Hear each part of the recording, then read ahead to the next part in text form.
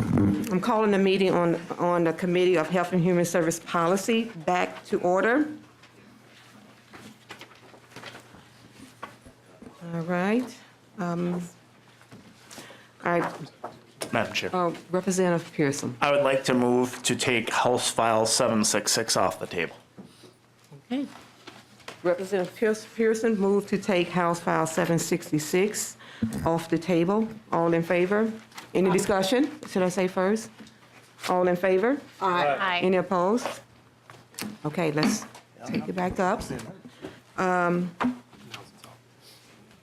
The House File 766 is now off the table. Representative Pearson, do you have an amendment you would like? I understand the pages will be handing that out, and I Okay. actually don't have the amendment number, so I Okay. apologize if you could help me out or hand me the first copy. Thanks. Okay. I'd like to offer the A7 amendment.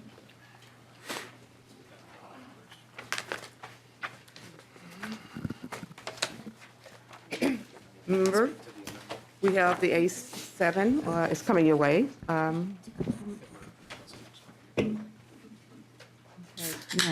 Madam Chair, Yes. maybe while we're waiting, Representative Pearson could describe the amendment. Yeah, The main impetus of the bill is actually, and I appreciate that, Chair Liebling and bringing it up in the testimony on the specific bill, but there is a little bit of a glitch that's existed in this field where if an individual happens to be a member of the program and does use medicinal cannabis, in that circumstance, they cannot be a caregiver under existing law. They actually might find themselves committing a felony by being in possession of that amount of and distributing beyond what their personal use is. So this bill cleans that language up. It's been discussed over the years, and again, in my discussions with some of the advocates, they actually thought it had been fixed, and so this being brought up and pointed out as this amendment is, or as this bill is being heard, is timely, and I think puts the bill in a better order for the implementation of these programs. Okay. Any discussion, any further comment on the bill?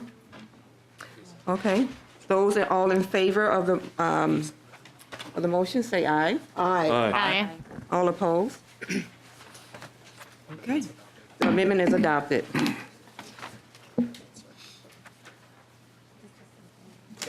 So the amendment has been adopted and will be re-referred to Commerce. No, the amendment is on the bill now. Okay. So Representative Edison renews her motion that House File 766 as amended be recommended for re-referral to Commerce. Any discussion? All in favor? Aye. Aye. Any opposed? Okay. House File 766 as amended is recommended for re-referral to Commerce. Thank you. All right, so I think we're going to take up House File 3, Representative Liebling.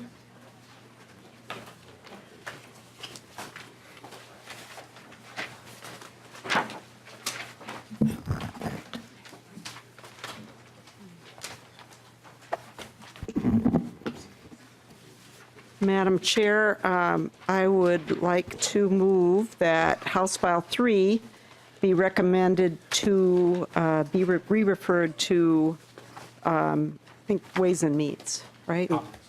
Commerce, I'm sorry, Commerce.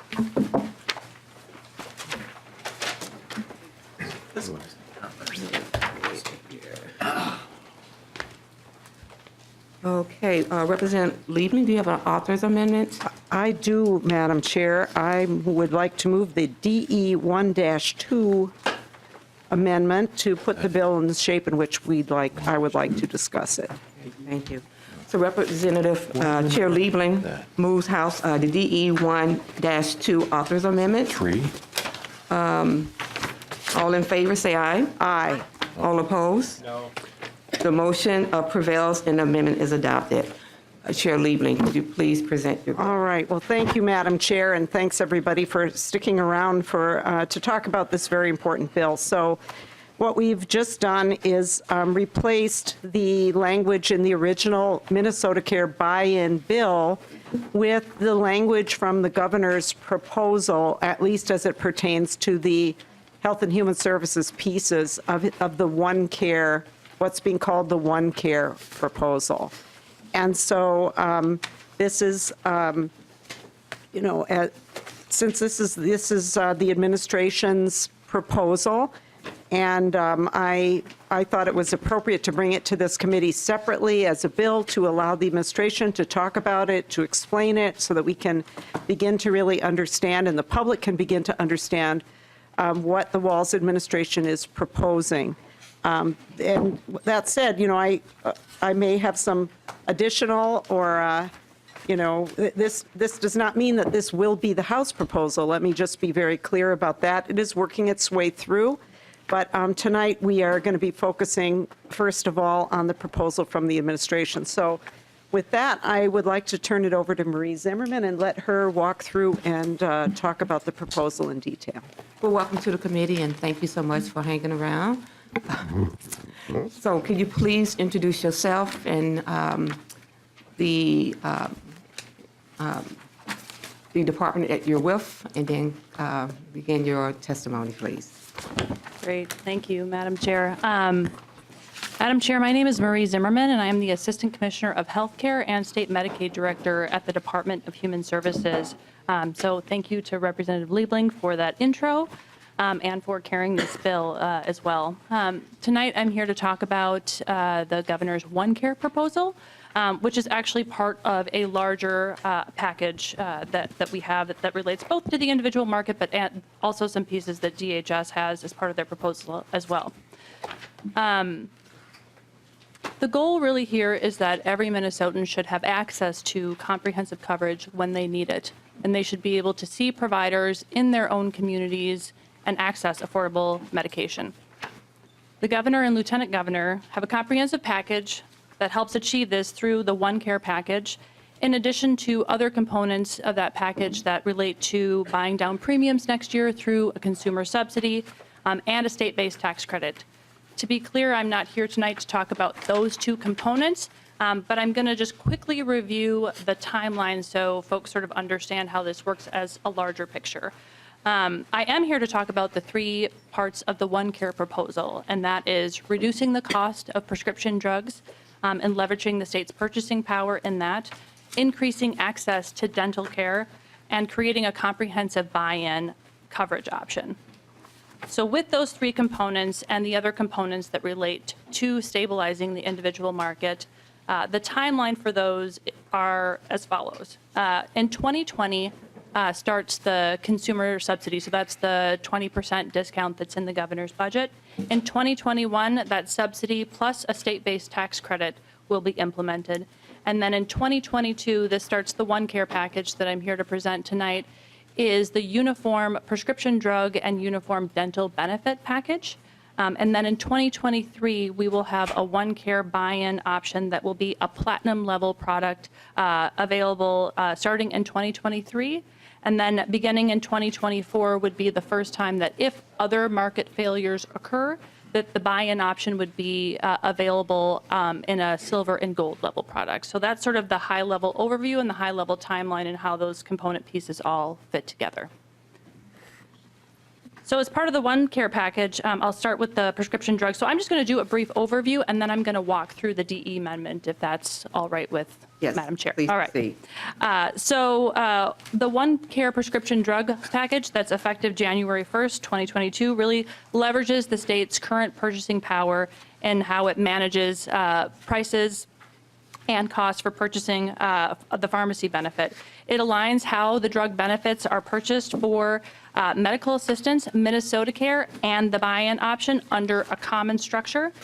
And it brings down prescription drug prices and increases transparency by leveraging the current process that we have today of how we manage the medical assistance fee-for-service pharmacy benefit. Members should have that background piece in their folders. it should say DHS fee-for-service pharmacy benefit, and that really walks through how DHS manages our pharmacy benefit today. So we would be using that framework to do that for all of medical assistance, for Minnesota Care, and for the buy-in package. And really another component of that is really that regardless of the coverage program, as people move from MA to Minnesota Care to the buy-in package, that people have access to their needed medications, but they have consistency in those choices of medications and also a transparent process. The department has two public bodies that help us manage that drug benefit, both the Drug Utilization Review Board and the Drug Formulary Committee. Both help us oversee and keep that process that we have transparent. So that's the prescription drug component. The next piece that is starting in the same year, so in January 1st of 2022, is doing a similar process for our dental benefit. So having a uniform dental benefit, it simplifies the rate structure. It increases provider rates by 54% for adults and 24% for kids. And that's not because we want the kids' rates to be less. It's just the kids' rates are a little bit higher today, so we need less of a bump to get to that same level. It creates a more efficient and equitable model of how we're purchasing dental coverage by establishing that common administrative structure across Medicaid, Minnesota Care, and the buy-in that make it less burdensome for providers to be able to participate as well. And then the last component of the OneCare proposal is the platinum level buy-in plan. And this is really to address a market failure and a gap where we don't have any health plans currently offering a platinum level product. And what a platinum level product means is 90% actuarial value. That means the plan pays for 90% and the consumer pays for 10% of the product. That will be available in 2023, and it'll be available statewide with a similar provider network and benefit set to Minnesota Care. So more comprehensive than some of the products that we see today. It has our same behavioral health benefit. It has vision, it has dental, all of those components that we see in Minnesota Care today. And then in 2024 would be the first opportunity where if there were other market failures in other parts of the state, so for example, if in a region there were bare counties or the network that was there for any of those products was insufficient, that we would allow the buy-in product to be offered in those regions at a silver and a gold level. So that sort of is the general overview, and then I'm going to walk through very quickly the DE1 amendment. I'm going to go section by section, and I'm going to try and group sections together that sort of make sense of the package. And if there's any technical questions, I guess I would leave that to Madam Chair of whether or not we want to take those now, and we have staff available to help answer those questions as well. Okay, please proceed. So Madam Chair, Section 1 of the DE1 amendment is actually a technical fix to include, currently DHS is required to have an e-prescribing contract. That functionality already exists now for providers, and we are going to be working with a new vendor through the new Uniform Prescription Drug Benefit.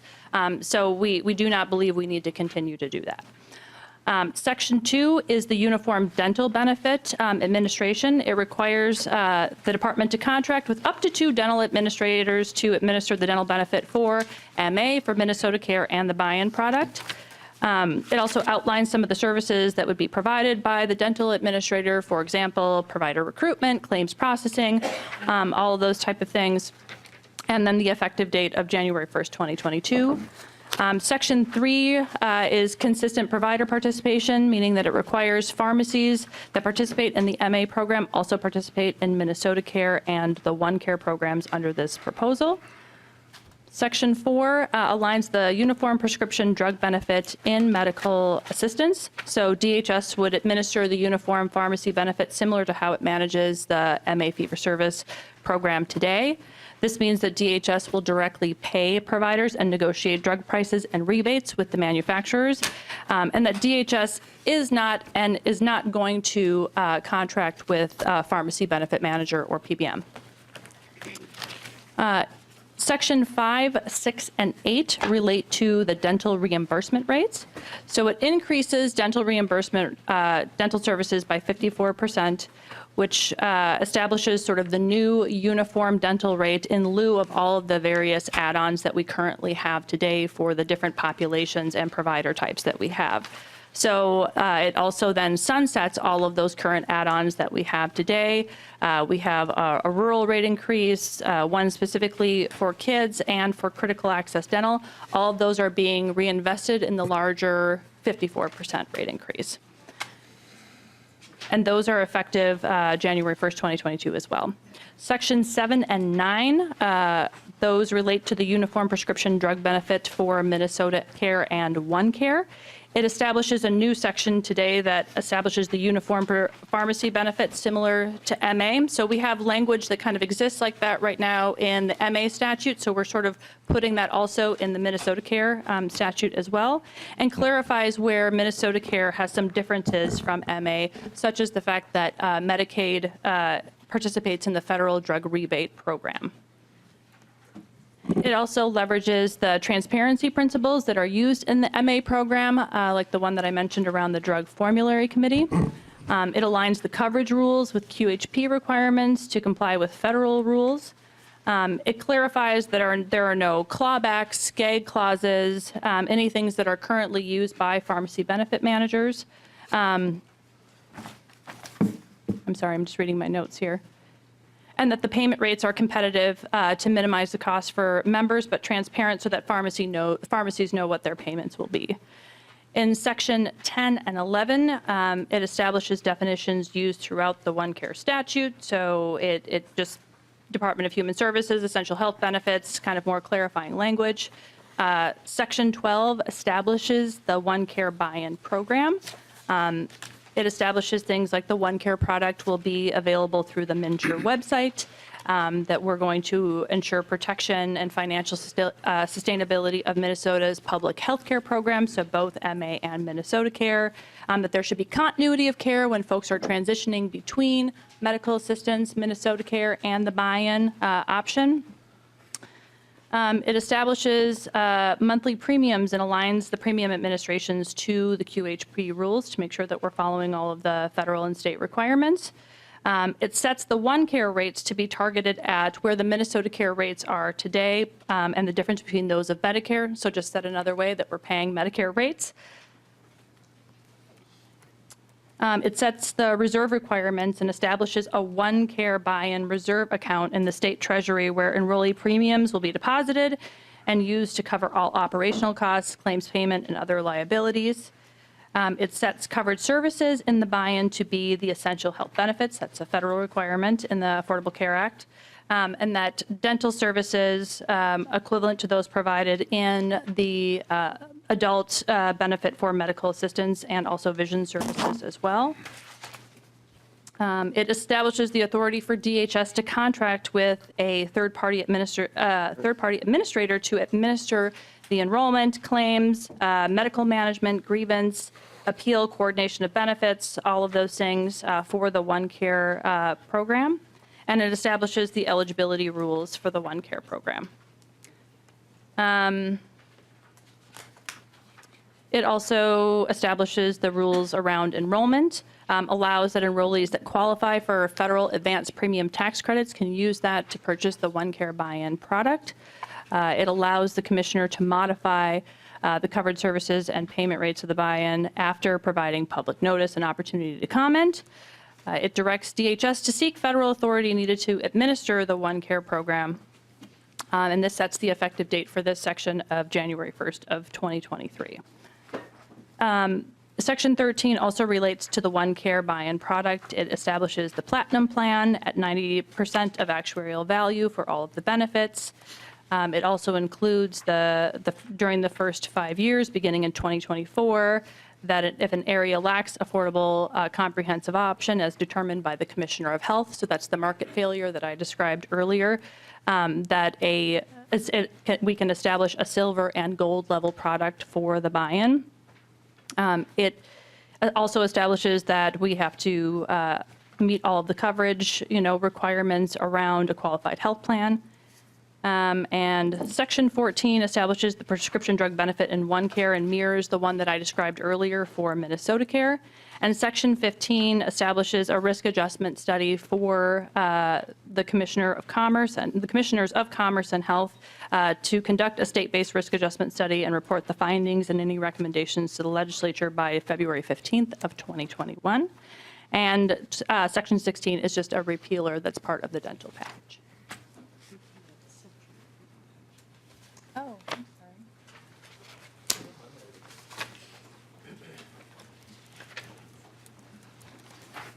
So, Ms. Zimmerman, thank Yeah. you for that overview. So what I think we're going to do is we're going to move to the testifiers. You will be around for questions? Okay. So why don't we go to the testifiers now and have Kenya from Take Action Minnesota come down. And then Rick Varco from SEIU will be next. Welcome. Please introduce yourself again and tell us who you represent, and you can begin your testimony. Madam Chair and members of the committee, my name is Kenza Haj Musa, and I'm here today on behalf of Take Action Minnesota. We're a grassroots organization representing 55,000 Minnesotans in every county of the state and 22 organizational members, and we strongly support House File 3. As Minnesotans, we're united by the aspirations we share. We believe that every person has inherent worth and dignity, and that there's enough for all. When our families have the health care they need, it changes everything. Good health care means we can live the American dream and sleep at night. Take Action works on multiple issues at the Capitol, but health care is our top priority. That's because it affects the majority of our members. Minnesotans like Sue Ellen, who went bankrupt because she couldn't afford health insurance, and Jana, a small business owner whose life changed the day she got access to Minnesota Care, and Riley, who's alive because of medical assistance.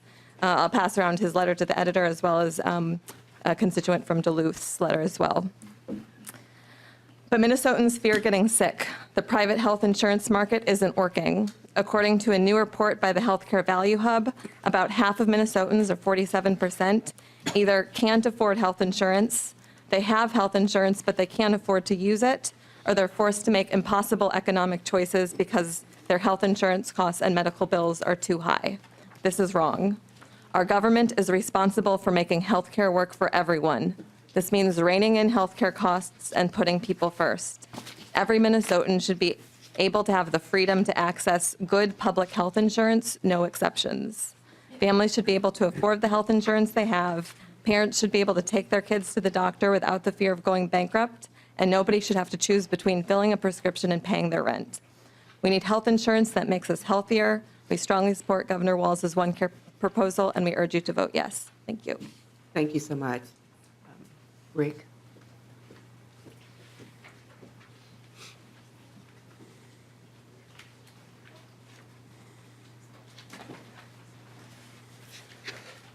Well, welcome to the committee. Please introduce yourself and what organization you represent, and begin your testimony.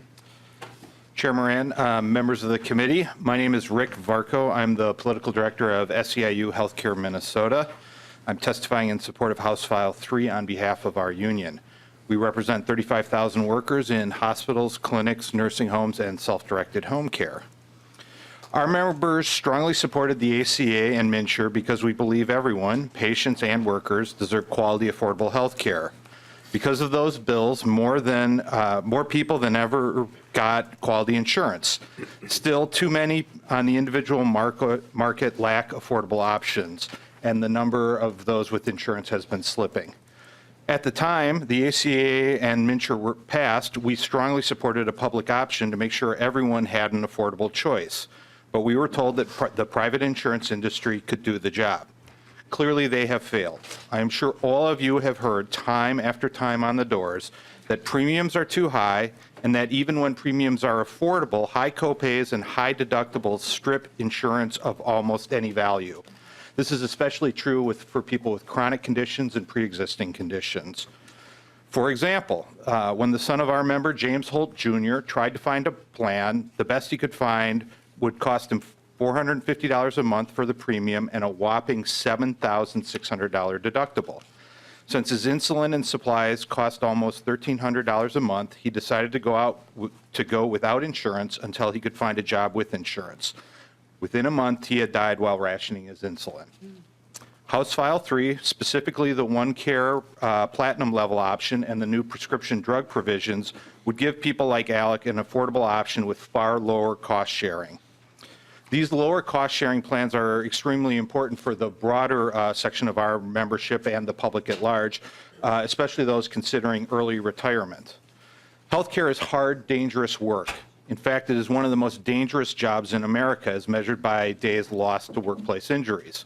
Many of our members would like to rest their broken bones before they qualify for Medicare.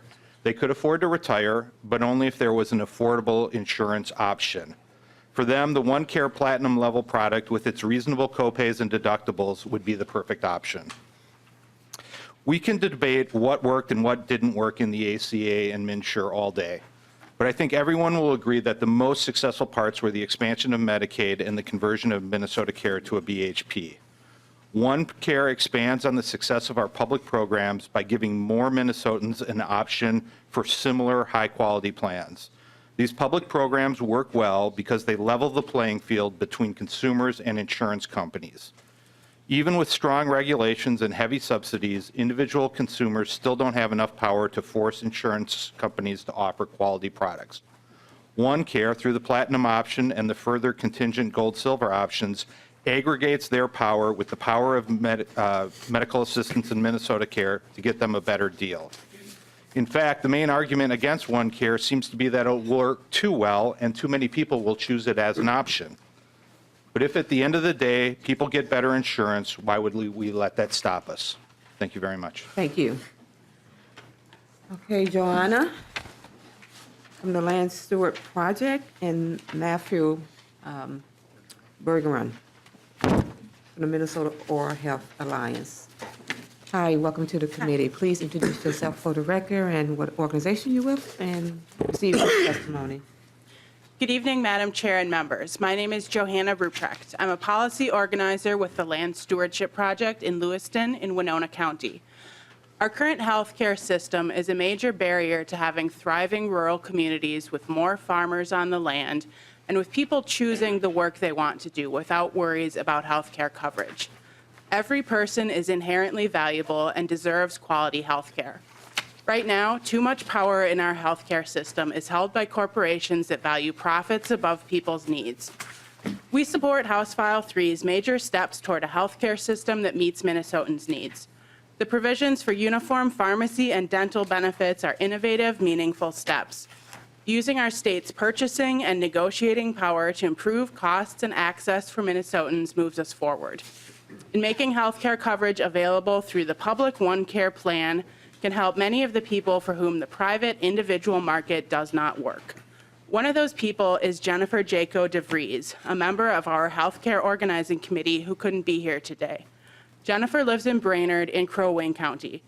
She is a newly self-employed grant writer, and her husband is a self-employed artist and small business owner. The greatest challenge Jennifer's family faces is affording health care and managing the fine line between having great access and true affordability with Minnesota Care and worrying that they will make too much money and get moved into the MNsure market, where their out-of-pocket premium and deductible costs could go from about $1,200 to roughly $8,000 or more. Jennifer is a healthcare user who will always meet her deductible. She's a 40-year-old wife and mother with a genetic kidney disease. She currently has about 18% of her kidney function remaining. Jennifer will need substantial and specific health care for the rest of her life. As she gets her own small business off the ground, she and her family look ahead with trepidation, knowing that if they make too much money, their medical expenses will be substantially higher. We need to alleviate the cliff that currently exists between receiving high-quality, affordable coverage through Minnesota Care and having to purchase private plans with both high premiums and deductibles so high that people cannot afford to actually get care. We believe OneCare can be a step in that direction. OneCare would give Jennifer's family access to a platinum health insurance plan, which otherwise does not exist in Crow Wing County. The private individual market is failing to meet the needs of many Minnesotans, especially in rural areas. It is the proper role of our state government to address this crisis and create solutions that move us toward ensuring health care for all as a public good. Thank you, and I would be happy to take any questions. Thank you so much. Matthew Berger?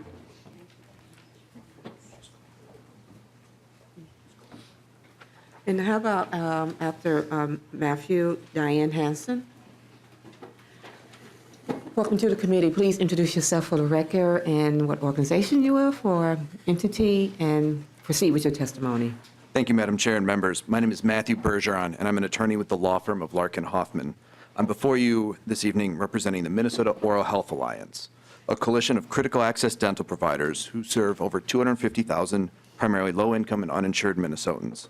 I'm here today to discuss portions of the Delete Everything Amendment that was just adopted that would reform the way Minnesota pays for dental services in our public health care programs. First, I would like to begin by thanking Governor Walz, Commissioner Laurie, Ms. Zimmerman, and Representative Liebling for the significant investment in the oral health of low-income Minnesotans contained in this proposal. A sizable influx of new dollars into the program is absolutely necessary if we hope to address the very real and growing problem of low-income Minnesotans as they attempt to access dental services. However, the Minnesota Oral Health Alliance does have concerns with this proposal as it exists before the committee today.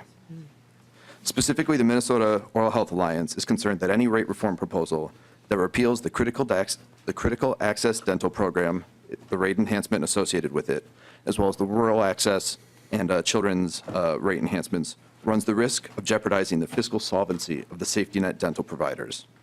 In general, critical access providers are nonprofit organizations with entire clinical models that revolve around the unique needs of the medical assistants in Minnesota care populations. Whether it is serving low-income children in schools and Head Start facilities, treating individuals with disabilities and older Minnesotans in their places of residence, or staffing dental clinics with bilingual healthcare professionals to serve immigrant and refugee populations. Critical access providers have stepped up to fill an important role in the dental community and are uniquely suited to provide high-quality care to the patients they see.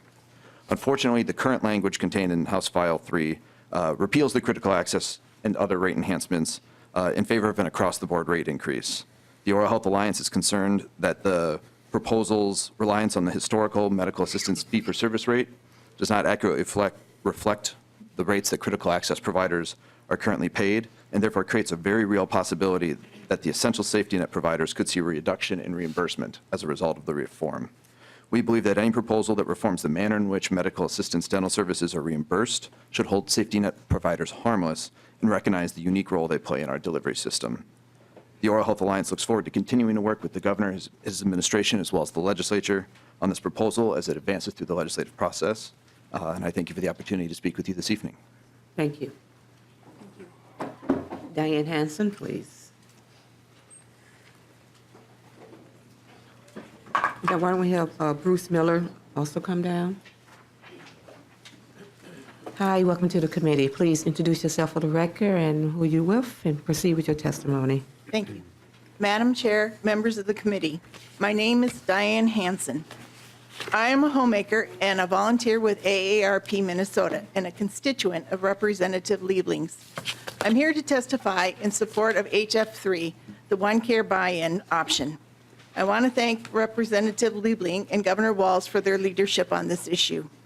My husband Brad and I are in our early 60s and live in Rochester, Minnesota. Health insurance has been a constant worry for us since Brad retired in 2016. The attempts to repeal the Affordable Care Act filled us with great fear. It was not academic for us. As a breast cancer survivor, I have a pre-existing condition. Purchasing our health insurance through the individual market has been nothing short of a roller coaster ride. In 2018, even with reinsurance, the cheapest plan available to Brad and myself was a high deductible plan, which cost $27,000 a year in premiums, with a $6,000 per person deductible. That would have been paying nearly half of our retirement income for health care alone. Since that was not sustainable, we had to reduce our income in order to become eligible for the federal tax credits. It's a tricky situation. If we make just $1 over the limit, we are right back to those high costs. We're very thankful for the efforts of the Minnesota legislature, which have been reducing premiums for our population for some number of years now. But without federal tax credits, our premiums today would still be $25,000 a year with a now nearly $7,000 per person deductible. An additional problem is that our provider network is very narrow.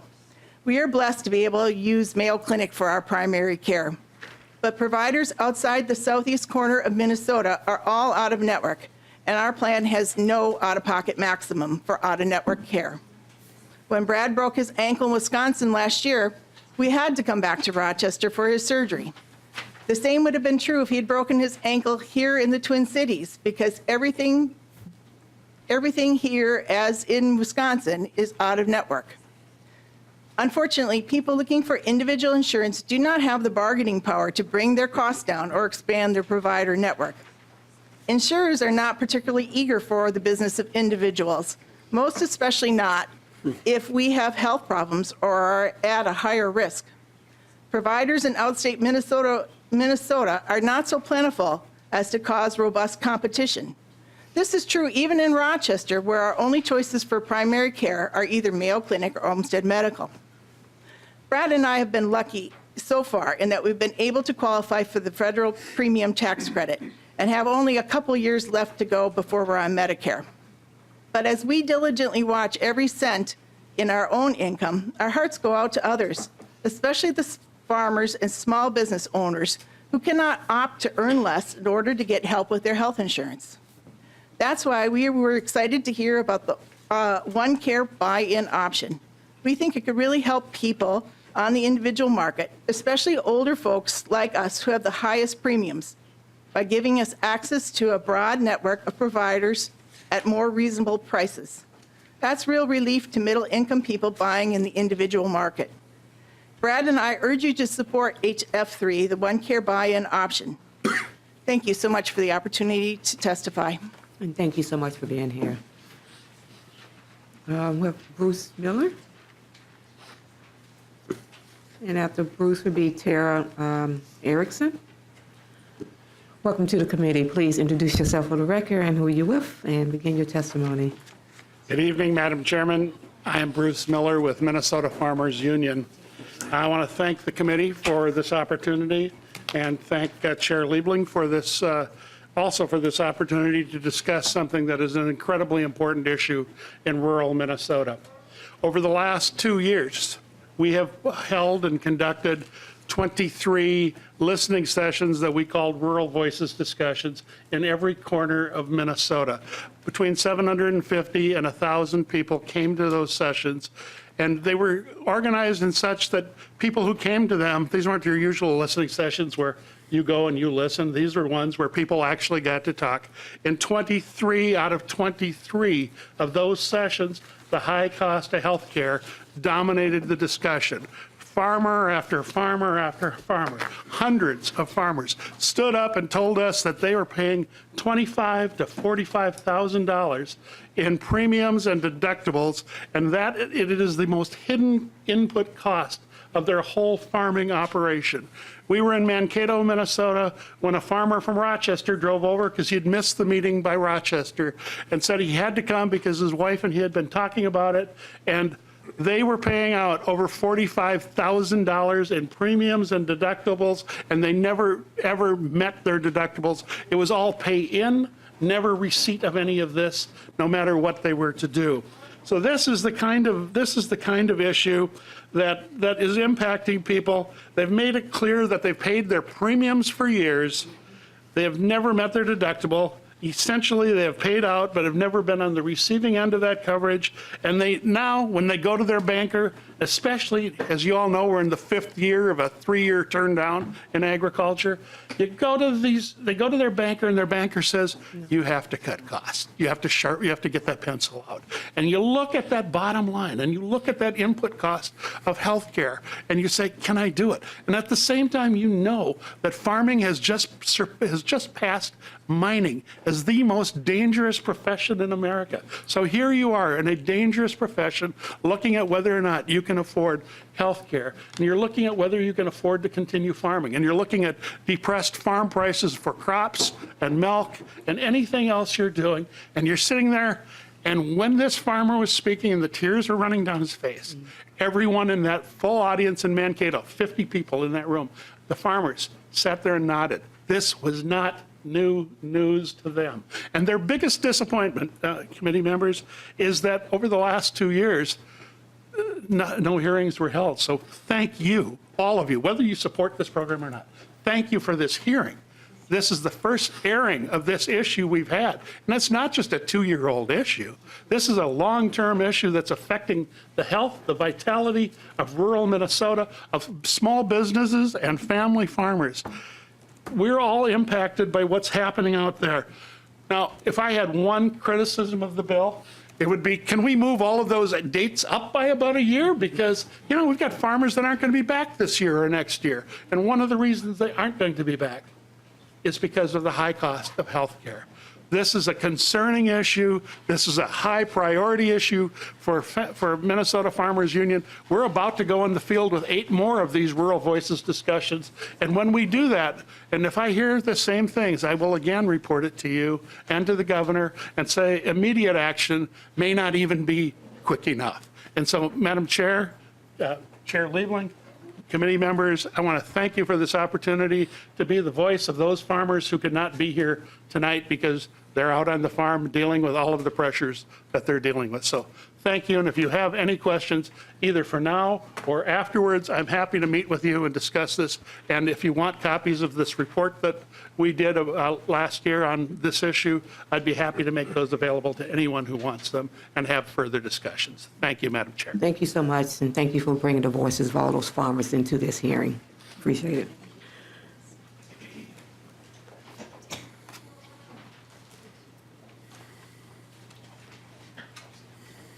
Welcome to the committee. Please introduce yourself and who you're with, and continue with your testimony. Thank you, Madam Chair, members of the committee. My name is Tara Erickson, and I'm here tonight on behalf of Dental Access Partners, which is an advocacy coalition of 3 of our largest critical access dental providers in the state. Apple Tree Dental, which does a lot of work within long-term care and group home settings. Community dental care that treats a lot of folks within our immigrant population, and Hennepin County Medical Center. Collectively, these 3 clinic systems treat almost 15% of our Medicaid population enrolled in our dental program. I want to thank the committee for allowing me to testify tonight. First, I do want to say that we really support the administration's desire to have a lot more transparency within the dental Medicaid program. We've been having this discussion for many, many, many years, and Representative Liebling and I have been here at this table together many times talking about the fact that we're not really sure where dental dollars are going, and that we would like a little bit more accountability into the system. So we do support the administration's desire to have one single administrator that they would be able to contract with and have the contract there within the state. So we do thank the Walz administration for proposing this. One of the things that we are very concerned about is that the rates within the Medicaid dental program are wildly different. They don't seem to be tied to any health outcomes or whether there's complexity with patients. And if you're in a rural or urban setting. And so we would really like to look at the fact that some of our patient populations are very, very, very difficult to serve. And we would like to make sure that we possibly use, which is where we're going to get into the part of the bill that we don't necessarily agree with, that some of the critical access dollars that are eliminated in this proposal are possibly used to help the providers that are serving these patient populations actually pay for the complexity of those patients. As you might know, critical access right now is currently a 37.5% add-on payment for most providers who treat at least 50% of Medicaid patients by each clinic. This program has been an absolute lifeline for the clinics that are serving All 3 of my nonprofit dental clinics that are a part of our coalition serve at least 85%, and many of them are very complex, so at least 85% Medicaid. The thought of that program completely going away without something to backfill that is very nerve-wracking for us. With that said, we really believe that both the Walz administration and Representative Liebling has told us on many occasions that dental and fixing our dental Medicaid program is a priority for her. And so we look forward to discussions going forward and hope to be able to provide you any information that you need. Again, many of our patients are very complex, so we would be able to probably answer a lot of questions that the committee might have around those populations. Thank you. And thank you for your testimony. Bob Stein and Luke Brin.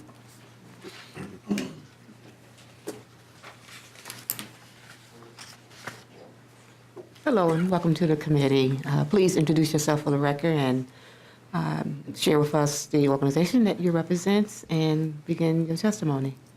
Madam Chair and committee members, my name is Bob Stein, and I am an independent insurance agent serving individual and small employer customers in the state of Minnesota.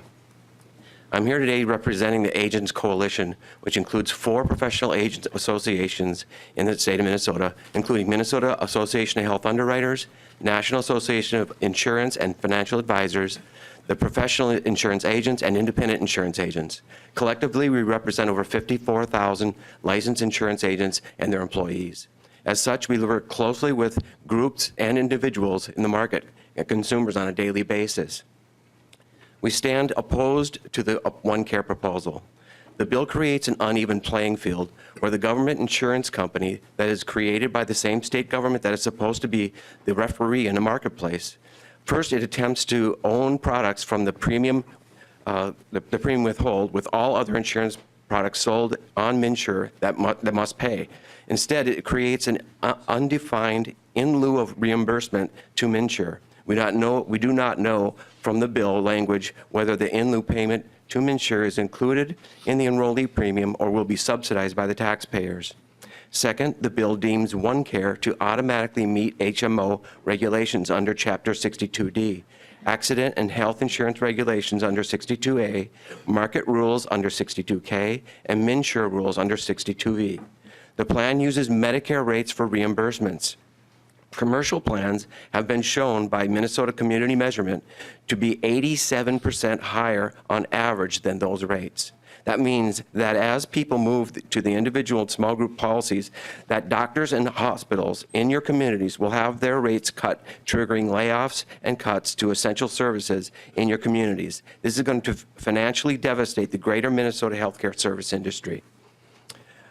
In Section 12, the bill allows 2 additional products to be offered in rating areas that lack affordable or comprehensive health care coverage according to the standards developed by the Commissioner of Health.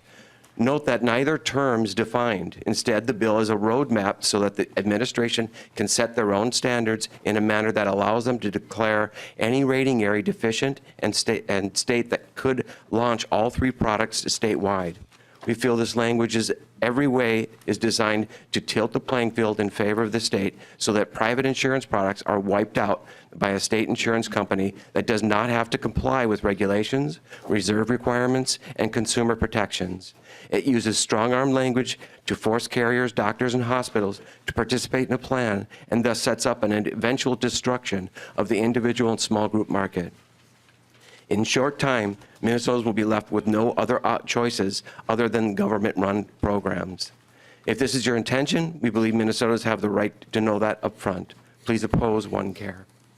Thank you so much.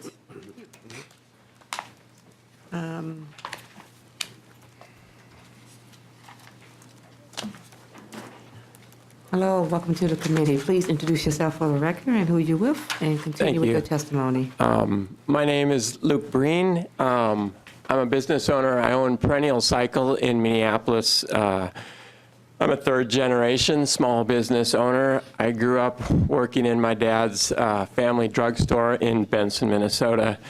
I've been in business for over 25 years and have 7 year-round employees, plus 9 seasonal staff. One of the biggest challenges, and frankly, I see it as a failure of mine, is the inability to afford health care for my employees. It's a big challenge for my wife and I to work out our own health insurance, and we have not found it possible to pay insurance for our employees, and yet it's something that we feel that is very important. We do what we can to make a safe, stress-free, healthy work environment, but health insurance is not part of our plan or something that we can do at this point. Whatever can help my employees is definitely going to help me. That's why, as a small business owner, I absolutely support publicly funded health care and the buy-in option. This isn't just a philosophical and moral support, it's a financial issue for my business. Turnover costs are high, and we need to be able to retain employees. We do whatever we can to keep them happy, but eventually healthcare kind of takes its toll on us. This actually just happened a month ago. I lost the best employee that I've ever had. She was about to turn 27 and lose insurance with her family, with being with her parents. And so she had to move on to a bigger company that could offer her health care. The private market is failing us. I feel strongly that the government is responsible for making health care work for everyone. We can continue to bail out and save the failing private market, or we can face the reality that we need to create more public options. The pathway for my employees to get simple, affordable, and reliable health care is not through the private market, but it's through OneCare and the state taking action to rein in drug companies and bring down the cost of health care. I hope, as legislators, you make a bold move and pass this plan, putting people before HMOs and drug companies. Thank you for the time. Thank you so much. Bentley Graves and Catherine Schmidt.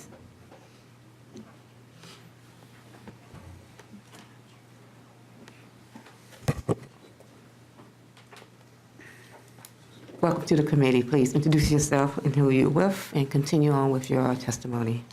Thank you, Madam Chair. My name is Bentley Graves. I'm with the Minnesota Chamber of Commerce. The Minnesota Chamber represents 23 employers across the state, from the large Fortune 500 companies that call Minnesota home to small employers and sole proprietors in every industry of the state, every corner of the state. And those employers employ about 500,000 Minnesotans. So I appreciate the opportunity to testify today. I want to thank Representative Liebling for bringing this forward to continue this conversation about a very important issue that is one that our members have been very concerned about for some time, and that is the rising cost of the health care that they see in trying to provide this benefit set for their employees. But the concern that we have with the buy-in proposal, like OneCare, the concerns that we have are rooted in that same underlying concern about rising healthcare costs. Already those with commercial insurance pay much more for the services that they receive because of the very low payments made by public programs. In a buy-in proposal, like the OneCare proposal that's on the table here today, that would pay Medicare rates, would only exacerbate and make worse that cost shift, that cross-subsidization that has already taken place, and it is already raising costs for employers and for their employees in the commercial market. And so our concern is that, if and as this moves forward, it again will only make that problem worse. It will translate into higher costs for those that have private commercial insurance for employers. And as you heard Mr. Stein say earlier, I think there are also concerns about what this might do for those on the provider side, particularly those in greater Minnesota. But again, it nevertheless underscores the concerns that our members have had for some time about rising healthcare costs. There are a lot of proposals on the table looking at various aspects of the healthcare system this session to try and bring some reforms and some movement forward on that issue, and we look forward to working on a number of those with you all. But this is a proposal on the table today that we have significant concerns about, and very much appreciate the opportunity to bring those forward this evening. Thank you so much for your testimony.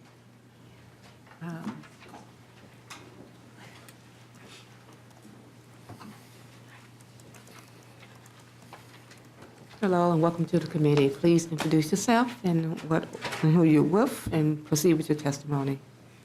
Thank you, Madam Chair and members of the committee. My name is Catherine Commit. I'm here on behalf of the Minnesota Council of Health Plans. The council is an association that represents Minnesota's 7 nonprofit health plans. I have a lot of comments today. I'm going to try and go through them as quickly as possible and be as brief as possible. There are a number of areas that we oppose and other areas that we believe require more actuarial modeling to make sure everyone understands the impacts and that we avoid any unintended consequences. And I also have to say that I did look at the bill, both with the delete everything amendment, and I also engrossed it with the A8 amendment because I figured that was going to be added. So some of my comments relate a little bit to the A8 amendment. So I may be premature in assuming it's going to be amended with that, but I assume I'm correct. The language in the DE amendment really does have broad reach. It makes major changes to PMAP, the Prepaid Medical Assistance Program, to Minnesota Care, and makes major changes to the individual market and possible changes to the small group market. Let me begin with some of the changes to PMAP and Minnesota Care. The amendment would carve out dental services and the prescription drug benefit from health plans. We strongly oppose these carve-outs because it would make it more difficult for Minnesotans to get the care they need. Health plans serve the whole person, and this includes oral health. By carving out specific services, it makes it that much more difficult to coordinate care for our members for related conditions or to provide support services like transportation or interpreters. Creating one dental administrator goes in the opposite direction from healthcare reform, which stresses the importance of integrating and coordinating all healthcare services, including dental services. Given the large body of research on the importance of medical, dental, and mental health care coordination, these models should build on, not decrease, integration. Now, we understand that access to dental care is not perfect. One of the largest drivers of the access issues is the reimbursement rate. In an effort to improve access to dental services, health plans typically pay more than the standard fee-for-service rate.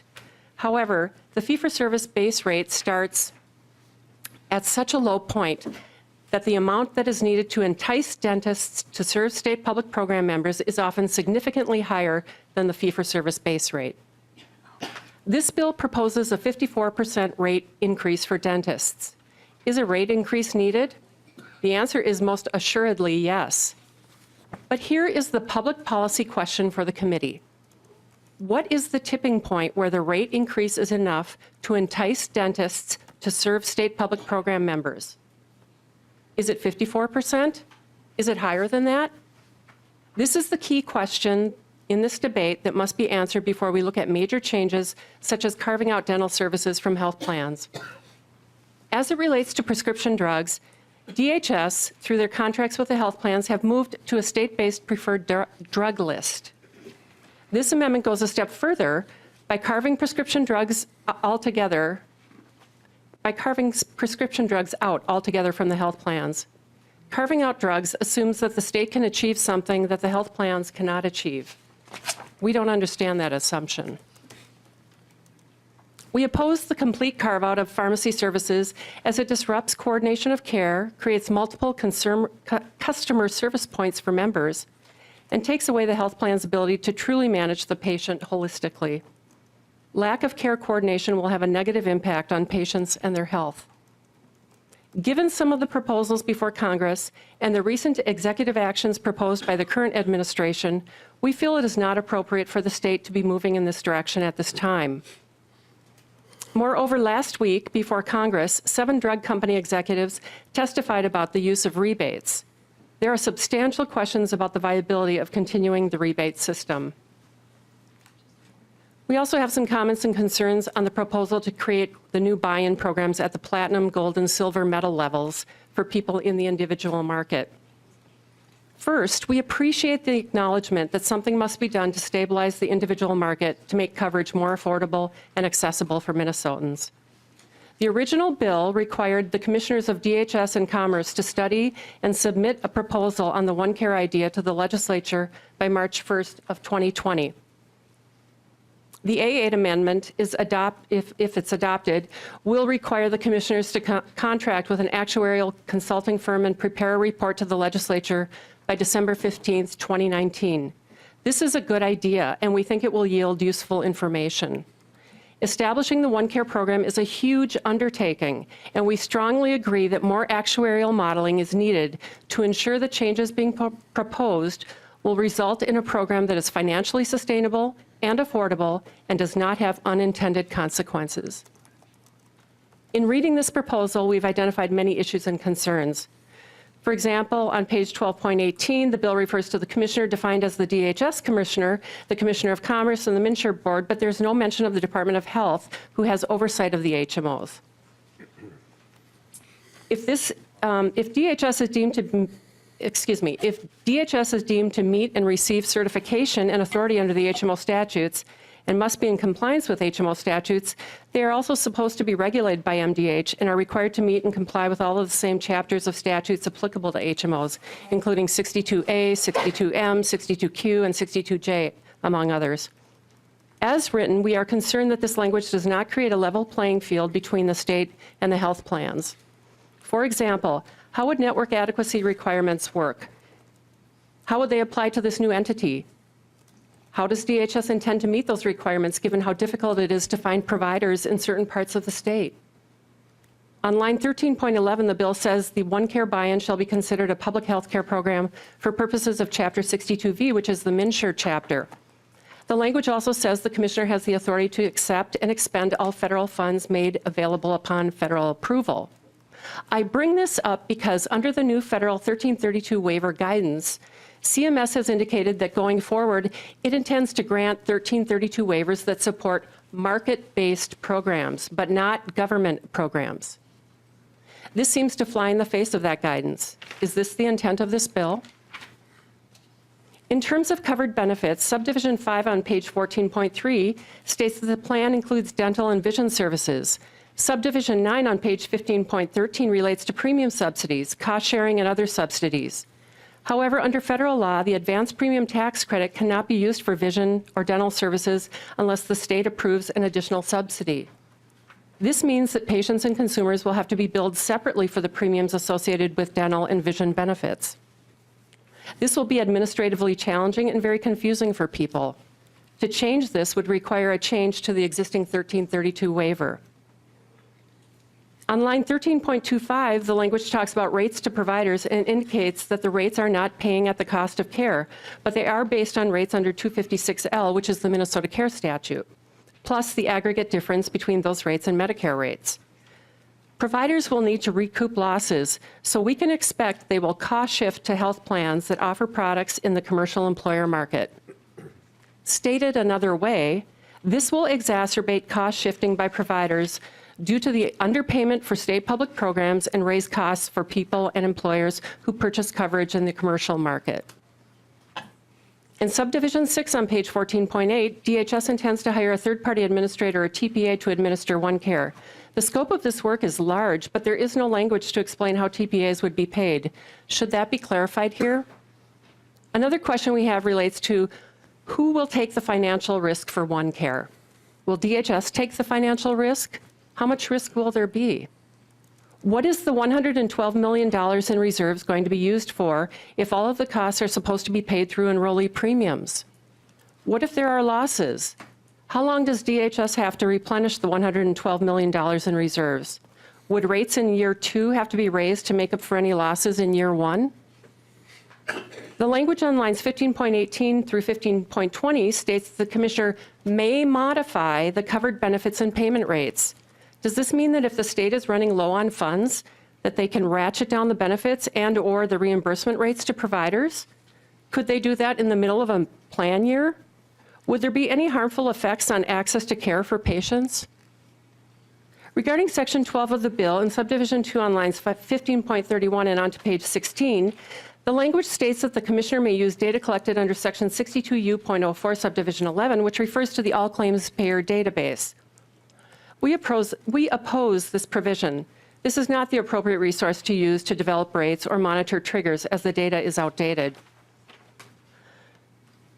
In subdivision 3, paragraph B on page 16.9, the language says that the OneCare plan would be secondary to other coverage. This is different from the requirement for all QHPs. If other QHPs are required to pay primary, it would be standard for all QHP plans, including the proposed OneCare plan. Again, this is about a level playing field. In section 14 on page 17.10, it says the Commissioner of Commerce shall study the design and implementation of a state-based risk adjustment program. We strongly object to the state running its own risk adjustment program. We should continue with the existing well-established, well-run federal risk adjustment program. A state-based risk adjustment program is not needed and has already been rejected by the legislature in recent years. Regarding the duplicate person master index number, the PMI, similar to MNsure and Medicaid, and this has to do with the eligibility, DHS will be managing enrollment determining eligibility. This means they will use the state system to create the enrollment files. There are problems with the system because DHS has limited ability to identify when a beneficiary has already been set up in the system, either by MNsure, by DHS, or by the counties. This results in duplicate PMIs. To date, DHS has indicated that resolving this problem is not a high priority for them, but adding another program to the system will likely increase the number of duplicate PMIs, which will result in problems with reporting, with withholds, potential fraud investigations, and claims payment. Health plans often see that claims are submitted under multiple PMIs, making it difficult for us to determine which is the correct ID. If enacted, this bill will create a big disruption in the individual market and affect the stability of the small group market.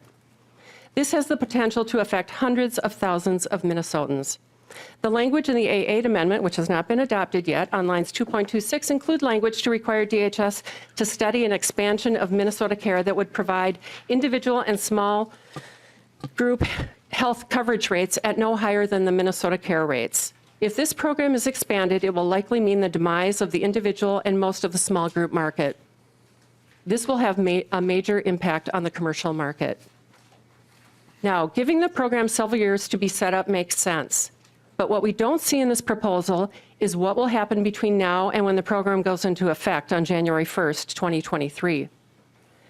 The health plans support immediate action to be able to help stabilize options and cost for people buying insurance on their own. However, we remain concerned about what will happen to people in the individual market for plan year 2020 through 2022. Health plans continue to see reinsurance as the most practical solution to an urgent problem, but we also do not see it as a permanent solution. It is a bridge to the next phase of healthcare reform. Developing reform proposals, vetting them at the legislature, and then implementing those reforms will take some time. It is urgent that the state decides soon what approach it will take. Health plans are about to file their proposed rates for 2020. If the reinsurance program is not extended or replaced, rates will be significantly higher to pay all the medical bills. Can we try to wrap this up, please? Thank you, Madam Chair, for the opportunity to testify, and I'm happy to answer any questions. Thank you so much for your testimony. We have Sarah Wucha.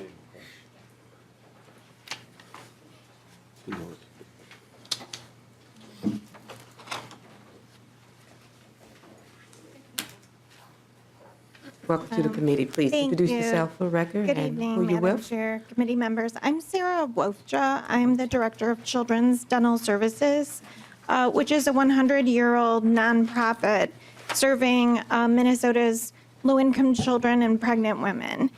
And what I want to bring to your attention, you'll see there are some handouts here, is that although, philosophically, as one of the state's largest safety net providers, we really do applaud all of these significant efforts to increase rates. Adding 54% to, the base rate for adults, we think is really a step in the right direction. And thank you for calling your attention to dental disease, which is the most common chronic childhood illness and the most frequent illness that kids in Minnesota experience as well.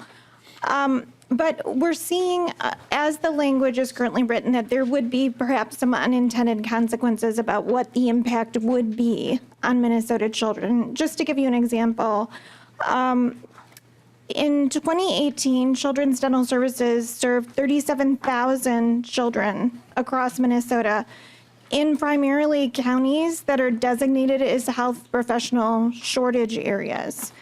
A number of these, I would say the majority of who is served were low-income immigrants, refugees. We have a number of folks who are HIV positive or have other disease burden, a number of disabled folks. And right now, under our budget, about 60% is covered by medical assistance payments, and the rest, the other 40%, is covered by grants and charitable contributions. So even with current medical assistance rates that include community clinic payments, critical access payments, payment, an additional rate for kids or anyone under 21, a rural add-on that's 9.65%, and actually about an average of an 8% increase that we see on average from the health plans, we're still not making ends meet. So what would happen under this plan actually is that we would receive lower reimbursement. There would be a cost shifting basically. So we would end up I laid out what it would look like for us under one code. So for example, fluoride, which is probably our most common service, we would lose $189,810 under this proposal. And again, understanding that we're in sort of the introductory phase, there'll be a lot of conversation about this. I just want to call out that we estimate that because of the loss of critical access and some of these other add-ons, especially in rural communities, we would expect to lose around $1.6 million. And it would effectively eliminate our rural program. I know, again, that there would be this incentive for private dentists perhaps to take on some of these patients, but I think that's really unlikely to occur, especially in rural communities that are already dental health professional shortage areas. I just don't think there exists the dental capability, the dental workforce to take on those patients if we're not there. And with these losses, we simply would not be able to continue those services. Thank you so much. Thank you so much for your testimony. Is there anyone else in the audience who wishes to testify on House File 3? Okay. Do we have any questions from the members for testifiers? Representative Albright. Thank you, Madam Chair. I have questions for a few of the testifiers. First one, in an order of their appearance, Mr. Varco, and then Mr. Stein.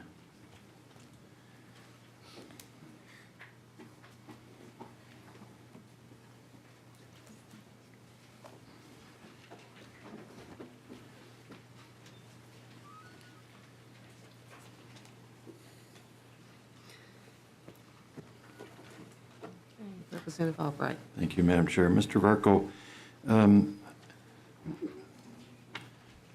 first question, it just leads kind of to a couple others. And so the first one is, could you identify the size of your membership? Mr. Varco.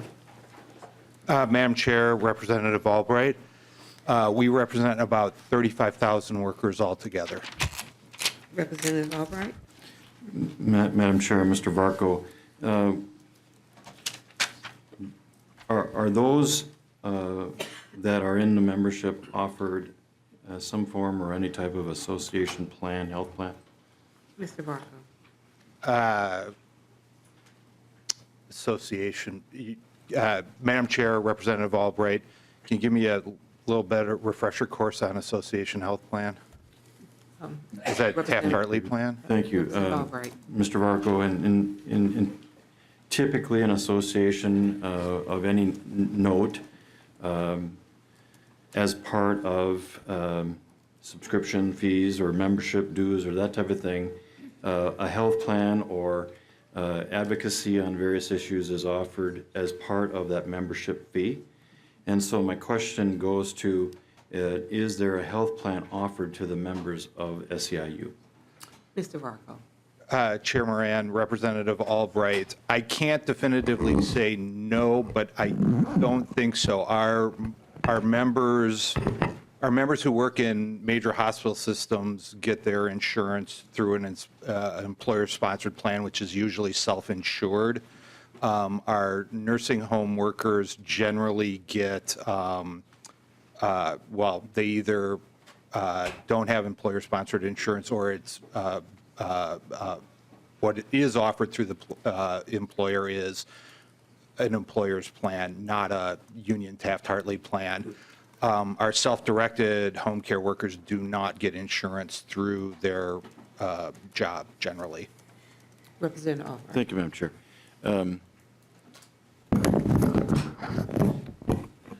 So in light of the numbers, and I used to be involved in the actuarial studies, you have a very sizable population.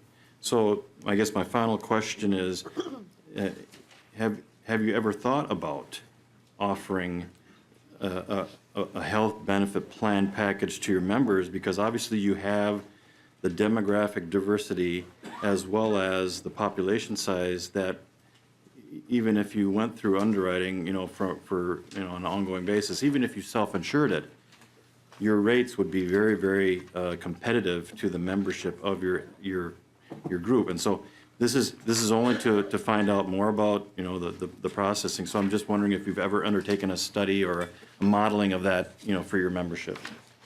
Okay, Representative Albright, I'm just wondering, is this in relationship to the bill at all?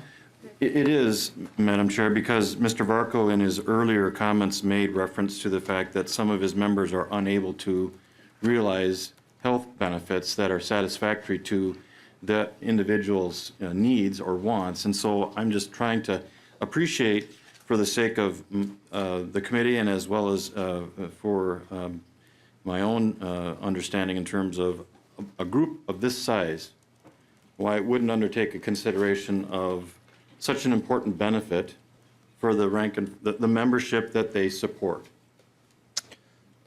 Chair Moran, Representative Albright. First, a caveat, I'm sort of from the government relations political side of the union and not the negotiation operations side, so I am not very well versed on those. What I can say is I know in other states, especially Illinois, there was a statewide master contract for nursing home workers that did work through a Taft-Hartley plan. But that was because there was sort of an industry-wide agreement.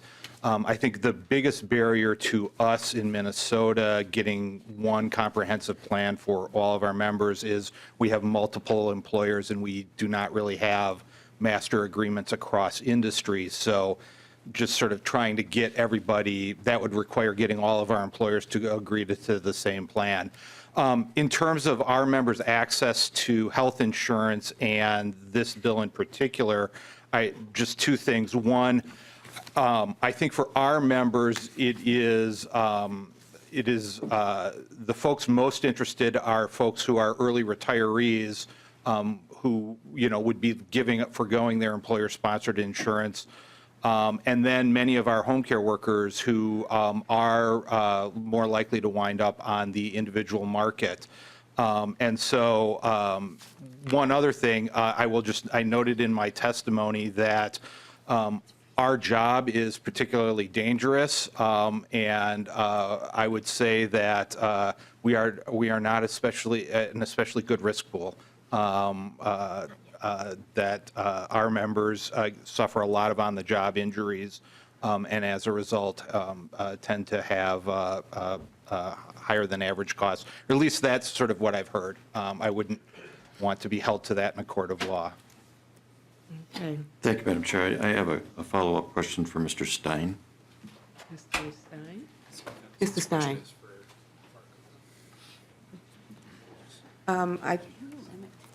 Representative Edison, did you have a question for Mr. Varco? Okay. All right. So, Representative Albright. Thank you, Madam Chair. Mr. Stein, thank you for returning to the table. You expressed some pretty strong opinions And so I would just want to explore one of those and maybe have you engage in a little bit of a conversation about the contingency that I want to lay out. You made some suggestions about Greater Minnesota and private clinics and the reimbursement rates and the burdens that they would likely be weighed down with. Is it your suggestion that medical clinics in Greater Minnesota would likely go out of business, or would they have to consolidate because of these additional burdens and/or the lack of reimbursement? They would ultimately Mr. have to Stein. consolidate. Oh, I'm sorry. They would ultimately have to consolidate and then ultimately go out of business, because currently with the Minnesota Care reimbursement, Medicaid reimbursement, it's costing them to see patients. The break-even point is Medicare. So the commercial market actually makes their profit margin, and/or if they're going to make any money on a month-to-month basis, they need more commercial patients. Without that commercial market, it's an invalid business. Representative Albright. Thank you, Madam Chair. Mr. Stein, we have a great regard for our medical institutions in the state, and in particular, we have a gem that's actually located in the city where the author of this bill is located. It is an independent clinic that relies upon its own means to survive, thrive, expand, what have you, but it also would be burdened with these same situations and what have you, and I see that the author is going to respond as well, but I'll let you go first. What you think, posit, I won't hold you in a court of law, what might become of a Mayo Clinic under this type of an arrangement? Mr. Stein, we're The Mayo going to do a Clinic- follow-up with Chair Liebling. Mayo Clinic would ultimately see everybody, but their largest patient base is non-Minnesotans. So they're going to be fine. They'll have their medical tourism. They'll have all the different people from other parts of the country coming in. But they will lose money on the Minnesota patients. So that will ultimately have to ration who they'll see and how many they see. Chair Liebling. Well, Madam Chair, I think this line of questioning is really kind of taking us way, way off. But I just would say, and maybe I would actually ask Mr. Stein what evidence he has of this cost shifting. Now, I know that it's kind of the conventional wisdom that that's the case, but I've recently seen a study that says that, in fact, that's not true, and that a lot of the cost escalation that's going on has to do with consolidation among medical providers, which is certainly something we've seen a lot of in this state, and that they have a lot of bargaining power as against the private insurance companies, and that is what is driving up rates. Now, Mayo Clinic made, I think it's around $700 million in net revenue last year. So I'm not really worried about Mayo so much, Representative Albright. I mean, Mayo is incredibly important to this state. It does amazing work. But I think we need to, before we start, wringing our hands too much, I think we need evidence that this cost shifting is really a thing, and that the public programs actually pay less than the cost, not the prices, the cost of providing the care. And I don't think and everybody likes to keep saying that and keep saying it. We, in fact, as you well know, we don't know what the health plans pay. Do we know what the private insurers pay? I sure don't.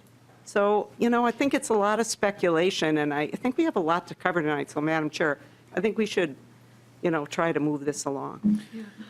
So, Representative Albright, you have a Madam Chair, I'm last statement. certainly happy to continue the line of questioning with Mr. Stein and his comments offline. I do have some questions for Ms. Commit, but they also include the deputy, is it the Assistant Commissioner Zimmerman? I'm going to come, let's just give some other members an opportunity to come back to you. Yep. Representative Edison. Thank you, Madam Chair. So last year, and Representative Liebling, last year in 2018, we had our uninsured rate increase for the first time in quite some time by 18,000. So right now, from my record showing, is we have 243,000 Minnesotans uninsured, and we have about a population of 5 million. And so it's about just about under 5% are uninsured right now. I'm actually wondering if from the Minnesota Chamber of Commerce, if you could come down and join us. Madam Chair, if I may, and Representative Adelson, I think that's low. Is that low? Yeah, I believe that it's more like, it's above 7% now. Is it really now? Yeah, I believe so. It may even be higher than that. I don't know if anybody has the actual number right here, but. Mr. Graves. Yep. So I have a lot of business owners in my community. I represent Edina. You and I have met. It's good to see you again. One of the largest things that I heard about are the cost of healthcare. So outside of labor, what would you say the highest expense for business is? Mr. Graves. Madam Chair, Representative Edelson, as I mentioned in my testimony, the cost of healthcare has been a significant concern for our members for a long time. So labor and healthcare. It would depend on the business, but healthcare is a significant cost concern. Thank you, Mr. Bentley. That's all I wanted to hear from you. Madam Chair, I'm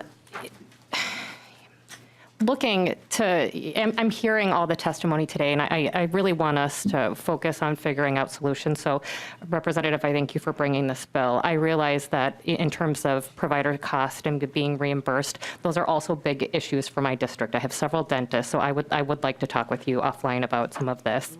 But in terms of solutions and innovation, we know that we have a growing issue, and everybody should have access to health care. Representative, are you familiar at all with the Maryland system? Chair Liebling. Madam Chair and Representative Adelson, do you mean the system for financing hospitals? Well, that the Maryland is using a little bit. Sorry, Madam Chair. Representative, my understanding is, so I have, Andy Slavitt is a resident of my district. Yes, I know. Hopefully everybody on this committee knows who Andy Slavitt is. But he is past director of CMS, the Center for Medicaid Services, and he references the Maryland model of coverage, actually, and I think that they had a lot of these same concerns when they went over. Everyone there pays the same rate, and most people in Maryland actually say that this model is working. So I would encourage you to look into the model, and I can connect you with Mr. Slav if you'd be interested. Yeah, Madam Chair and Representative Adelson, thank you. And I've actually had a lot of, there's been a lot of work being done, and thank you for the reminder. Yeah, that is something that is very intriguing, and a lot of people are giving a lot of thought to how we can control costs, no question about it. Representative Loeffler. Well, thank you, Madam Chair. And we heard from a number of testifiers on their discussing the issue of cost shifting onto, and that providers wouldn't get adequately reimbursed if we went to Medicare rates. And while we did not hear testimony from the Commerce Department, I'll just get on record that as this bill proceeds, I think we need to get that, because quite honestly, the cost shifting of the last 10 years has all been to the patient, more so than to anyone else. And we heard compelling testimony of people with $6,000 to $15,000 to $20,000 deductibles who can never get the insurance company that they're paying premiums every single month to pay $1 of coverage because they never get past that deductible. So they're buying it for catastrophic coverage. But we have incredible research that says that has tremendous consequences on health. We have the highest saturation in the nation, the last time I saw some good data, on high deductible health plans. I don't think that's something any of us around here should be proud of when we have so many people who can never, ever afford without personal bankruptcy the cost of a major medical experience in their life. But worse yet, we have really great data that's really discouraging about how people with high deductibles don't get their blood pressure checked. They don't get the mammogram. They don't get their kids into well-child checkups. And we end up with increased costs because all of a sudden they're at stage 4 cancer when if it had been caught at stage 1, the outcome would have been better and the cost would have been less. But we also have devastating personal consequences, children losing their parents, people dying prematurely or being disabled because they've put off health care, they've put off dealing with things because they can't imagine how in the world their family can survive with that kind of financial obligation. And I think we also have to look at the cost shifting of employers dropping increasingly coverage. And we have got that documented in the healthcare access studies done by the Department of Health. We also have had it in the hearing that we spent a lot of time on this afternoon about how more and more employers will continue to cover the employee because that's a really good recruitment tool, but they're all of a sudden dropping or making family coverage impossible for the full family to be covered. And so I think if we're going to really talk about cost shifting, we have to talk about the cost shifting to the patient. And this is the Health Committee.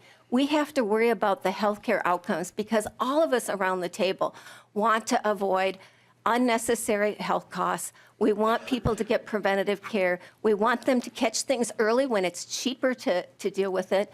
We want them to stay on their medications, and we want to avoid premature disability and death.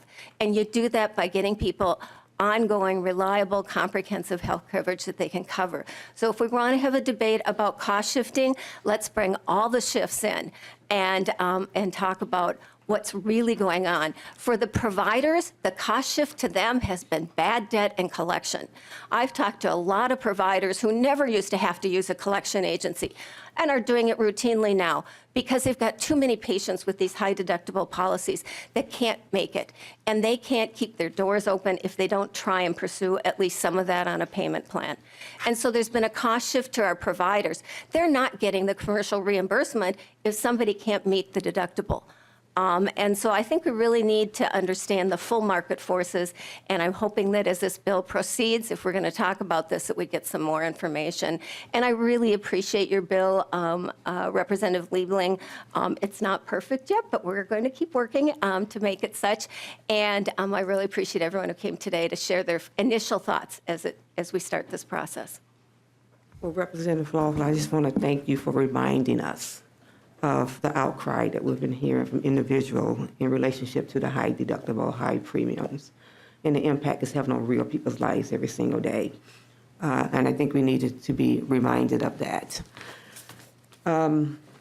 Representative Backer. Yeah, thank you. Thank you, Madam Chair. If we're going to have a debate of high premium costs, let's go back to 2012. Minnesota, I was a business owner. Ambulance personnel. Minnesota had the best health care system. That's the year state government in Minnesota went to one party. And I am sorry to say that MinCare was a disaster. I went door knocking, and most of my people in my districts are farmers. They're independent business owners, and I have people crying at the door. So when we talk about high premium costs, we need to go back to what screwed this system up. And I'm sorry, Representative, this is the wrong way to go. If government was the answer, we wouldn't have had to do reinsurance. Us Republicans would not have had to take the lead the last 4 years and do reinsurance because we screwed up. This state screwed up private insurance. And unfortunately, I disagree with you. You were at One Minnesota and you said, well, we need to get rid of private insurance. Well, you need to go door knocking in my district and talk to the people who aren't getting health insurance, who had health insurance.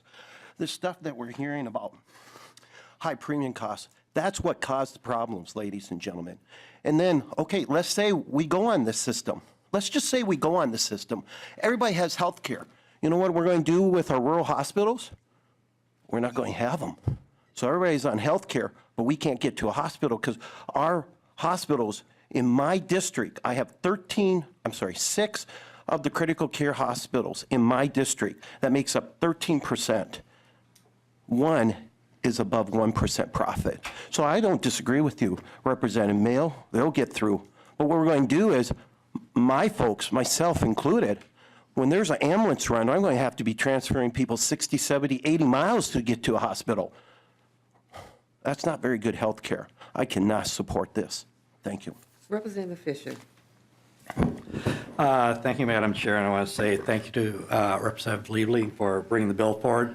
I think it's a great place to be starting from. I know that as we've been hearing, there's some things to work on. Some things I like to keep in mind is one of the issues I see with some of the people who are not covered, who have trouble with getting coverage right now, is there are a number of people in different communities of color where they don't trust the current banking system. As a result, when you try to sign up for plans, they're looking for bank systems to be able to withdraw that money out of checking accounts. So I think one of the things we have to take a look at is try to consider out what are payment methods that we can use that will address these other needs that are very unique out there. One of the things I want to remind people of, we hear a little bit about how supposedly the system started failing in 2012. I want to take us back to 2008 and prior to that, where the healthcare system, the private system we had out there, had already failed our country and failed our state miserably. And what I'll reference is that back at that point in time, bankruptcies in this state, over half of bankruptcies were tied to medical debt because people who had insurance wasn't covered by the insurance they had. That's what started the problem we have today. And as an example, I'll lay out what happened with small businesses. As people would leave some of the small business plans, they would find out the COBRA payments would be 2 to 2.5 times what their housing payments were. And this was back in 2008 now, not 2012, not 2014. This is where the problem really started, is back at that time frame. And this is where we got into the problem today, because when people started taking a look at, well, if I can't do COBRA, I'll go to this real high deductible plan out there, but they'll find out they'll still pay hundreds of dollars a month, and it doesn't cover, it has high deductibles, and after 6 months they have to renew, and if they had an issue occur, then they couldn't get coverage. That's where some of it started. A lot of the problems we have is in the efficiencies of the current system today in the private market. An example I'll use, and I've heard this repeatedly from many small clinics in my area and throughout the state, is that so often they're having to hire people, and all that person does is resubmit claims to the private insurance company that said they were going to pay the claim that didn't the first time around, and now they have to spend money to get the claim collected. That's what's happening in today's market. So if we're looking for efficiencies, I think some of the things that we're looking at in Representative Liebing's bill is trying to get things streamlined so you don't have these kind of problems, is going to increase how quickly agencies are getting paid, the clinics are getting paid, and cut some of the waste out of it. I think the system that we have in some of the private market has failed us greatly, and we need another way to help shake things up, and I think this is one of the ways that that can start to happen. Thank you. So we're getting a list here, and most of us are making statements. We do have testifiers here, so what I wanted to do, it's getting late, and so if you have a question for any of the testifiers, let's bring them up, and so that if they need to leave, they can leave. So I have Representative Shu, Maka, Representative Mann, and Representative Schultz. Do any of you have? Mine's for the department. Okay. Representative Mann? Department question. Okay, Representative Schultz. Okay.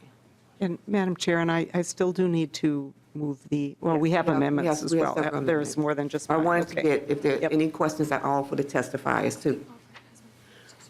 Representative Albright? Thank you, Madam Chair. And, you know, and we've heard a lot of in the testimony, and I look at the list of testifiers, and I'm not trying to, you know, begrudge their service to this committee, but I don't see anyone on this, and I'm just wondering if there's anyone from the provider network that might be willing to testify.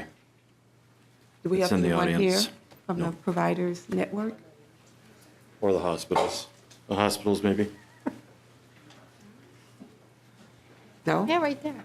MMA. Would you like to come up, please? Thank you, Representative Schultz. As he debated. Please introduce yourself for the record and who you're with, and stand for question. Madam Chair and members, Dave Renner with the Minnesota Medical Association. So we do not represent the hospitals, we represent the physicians. And I appreciate the chance to try to answer some questions.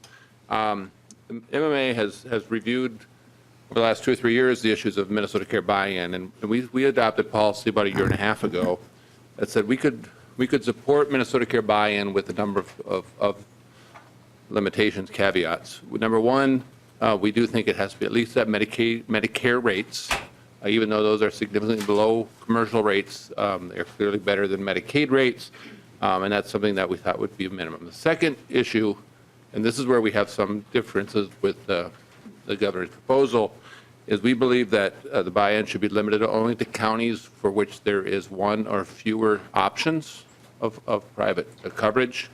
That is similar to, I think, what is recommended in silver and gold plans, but is not similar to what's recommended for the platinum.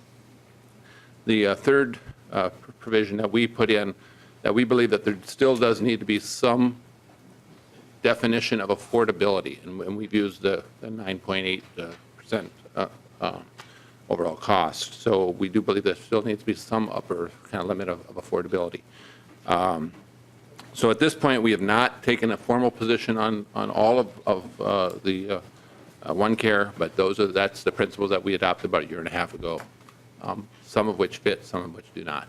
Okay. And I will say, if I could just, Madam Chair, and it is this balance that there's been a lot of discussion about, because on one hand, physicians also have to run clinics, and they do need to try to make sure that the payment levels at least cover costs.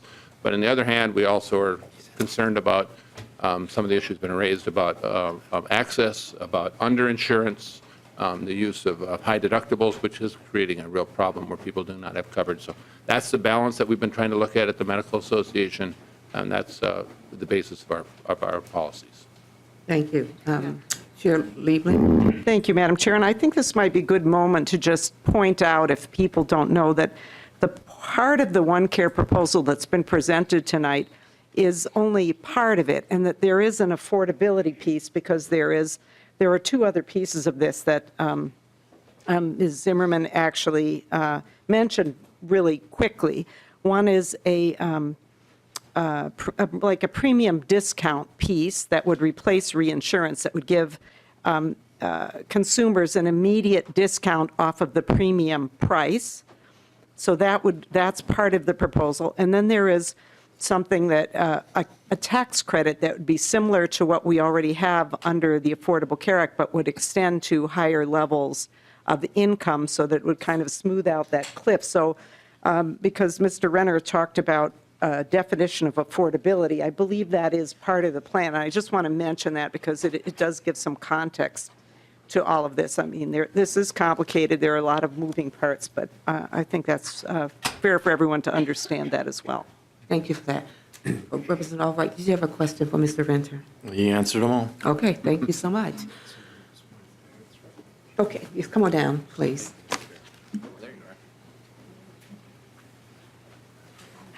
Please introduce yourself, who you are. and- Madam Chair and members, for the record, my name is Mary Krinky, and I'm with the Minnesota Hospital Association. And like everyone else, we received the delete all amendment, just a day or two ago.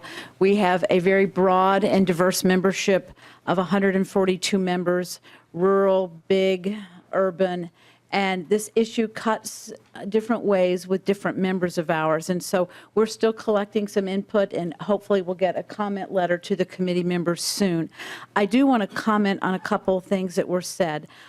We do track in our annual community benefit report the underpayments of both Medicaid and Medicare based on cost, not our charges.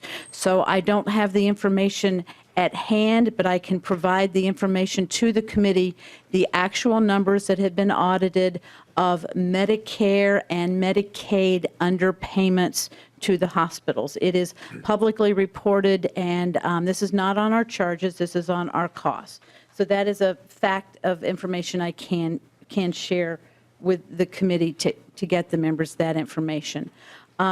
Also, regarding something that Representative Loeffler said, we also track uncompensated care, and uncompensated care falls into two buckets, both charity care, which is care that we give away without charging, no expectation of payment for people who do not have insurance and meet the financial guidelines of the hospital. We also have what we call bad debt, and the two together make up charity care. Bad debt is money that people cannot pay, but they have insurance. And this is the fastest growing part of our uncompensated care, is the high deductibles, people who have $6,000 $8,000. We even know of, $10,000 deductibles, and people have insurance, but they cannot pay their deductibles.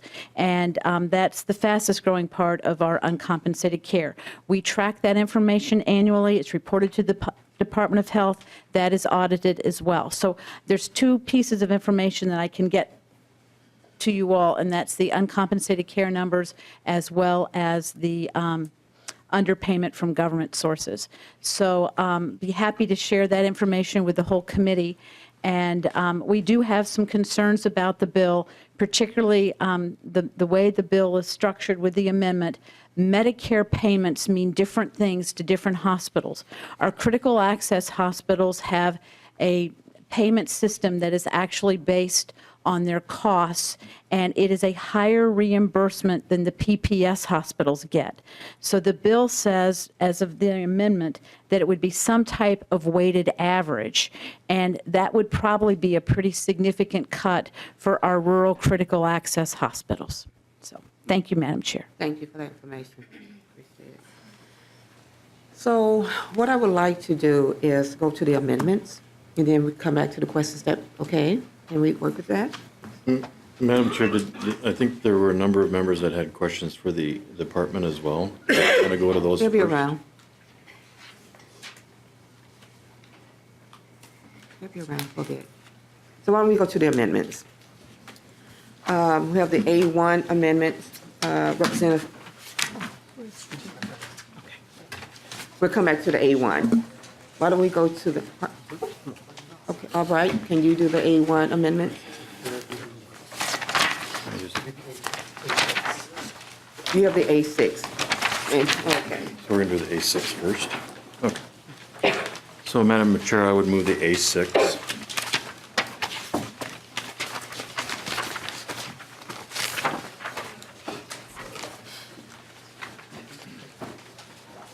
Okay.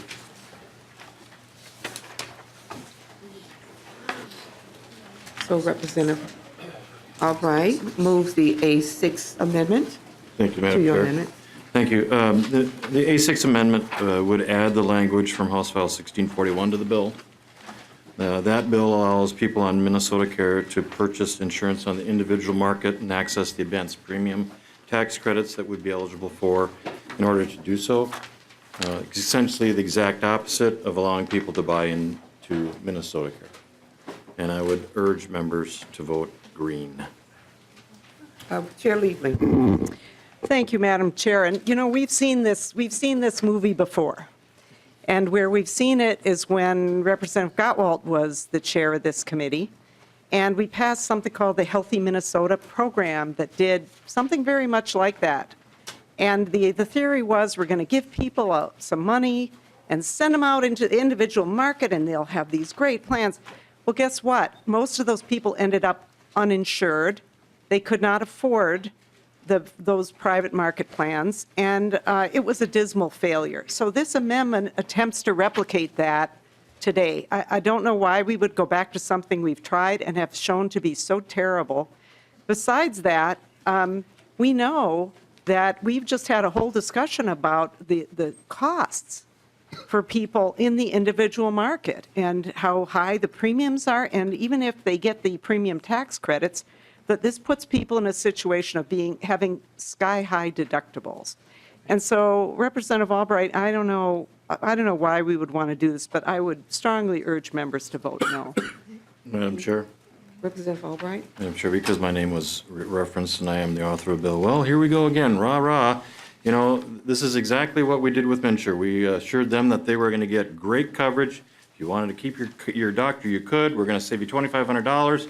We're going to give you these opportunities to go on a website, and we're going to be able to buy and look and compare, and it was a dismal failure.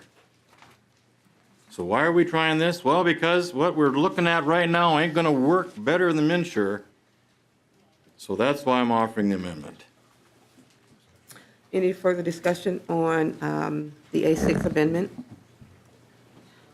Okay, hearing none. All in favor of adopting the amendment, say aye. Aye. All opposed? No. The amendment does not prevail. Okay, so why don't we go ahead on to the A7 amendment? Representative Albright.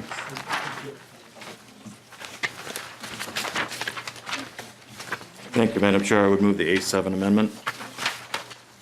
Representative Albright moves the A7 amendment. Would you like to speak to the amendment? Thank you, Madam Chair. This amendment would require legislators to purchase their coverage via the buy-in. If these plans are good enough for the public, they ought to be good enough for legislature. Chair Liebling, have any comment on the amendment? Well, Madam Chair, this is something that's been, tried. It's a kind of a gotcha thing. The reality is that legislators are employed. And people who are employed are not in the individual market if they are employed by an employer that provides insurance, which ours does. So, I'd love it if nobody had to be in the individual market. I mean, let me just be clear. For those who may not really understand this, I really think the individual market is a complete failure. I don't think private insurance is a model that works for healthcare, period. That's my personal feeling. The governor's proposal is something that isn't going where I want to go by any means in that respect. Okay, there are some very good things about it that I fully support, but it isn't the model that I would have gone to, just to be really clear about that. But so this idea that, this is so terrible, or, trying to say that this is going to be so bad that we should all have to use it too because it's terrible for people, I mean, that's just silly. It's comparing apples and oranges, and it's a gotcha amendment. Why don't we just say that nobody can get their insurance through their employer? That's kind of what this goes to, and so I just would urge members to vote no. Any further discussion on the amendment? Yes, Madam Chair. Representative Representative Liebling, we may agree or disagree, and respectfully so, but this literally is an amendment that, it's to the point of put your money where your mouth is. It's not a gotcha. And in effect, whether you're employed or you're not employed, I think every person, desires to have meaningful health insurance. And to the extent that we want to allow the public who doesn't have health care to buy into the Minnesota Gut buy-in, then maybe we should participate in that arena as well. And I would ask for roll call on that. Okay. A roll call has been requested. Representative Loeffler. Thank you, Madam Chair, and I don't think this is your expectation, but I think actually the Minnesota Care buy-in, at least at the platinum level, is probably better than the current state employee insurance program.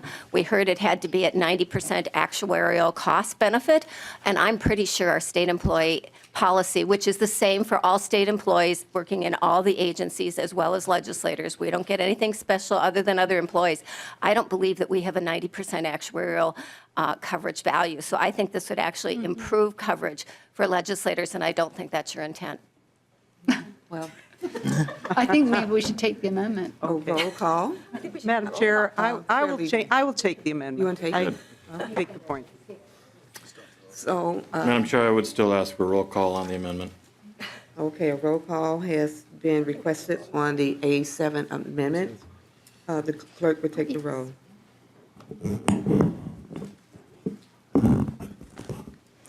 Chair Moran, Yes. Vice Chair Morrison, Yes. Minority Leader Keel, Representative Albright, Aye. Representative Backer, Yes. Representative Bonner, Representative Edelson, Representative Fisher, Yes. Representative Freiberg, Sure, why not? We're buying, buy in. Representative Liebling, Yes. Representative Loeffler, Yes, but I'm hoping it's amended in the future. Oh. We shouldn't be getting better. Representative Mann,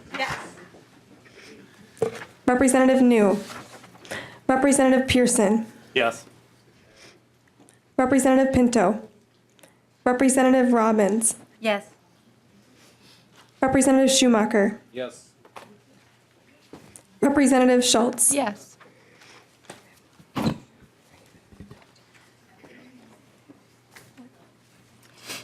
So there being 14 ayes and 0 nays, the motion prevails, and the amendment is adopted. I gotta go gamble.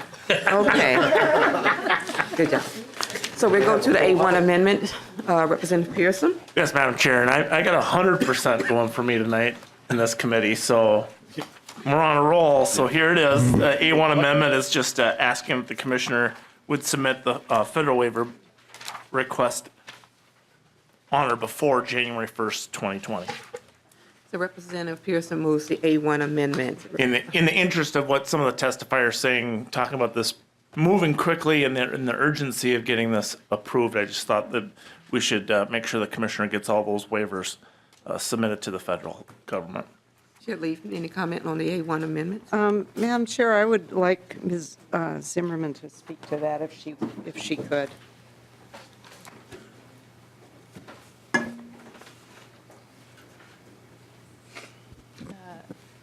Madam Chair. Ms. Zimmerman. Thank you. Marie Zimmerman, DHS. January.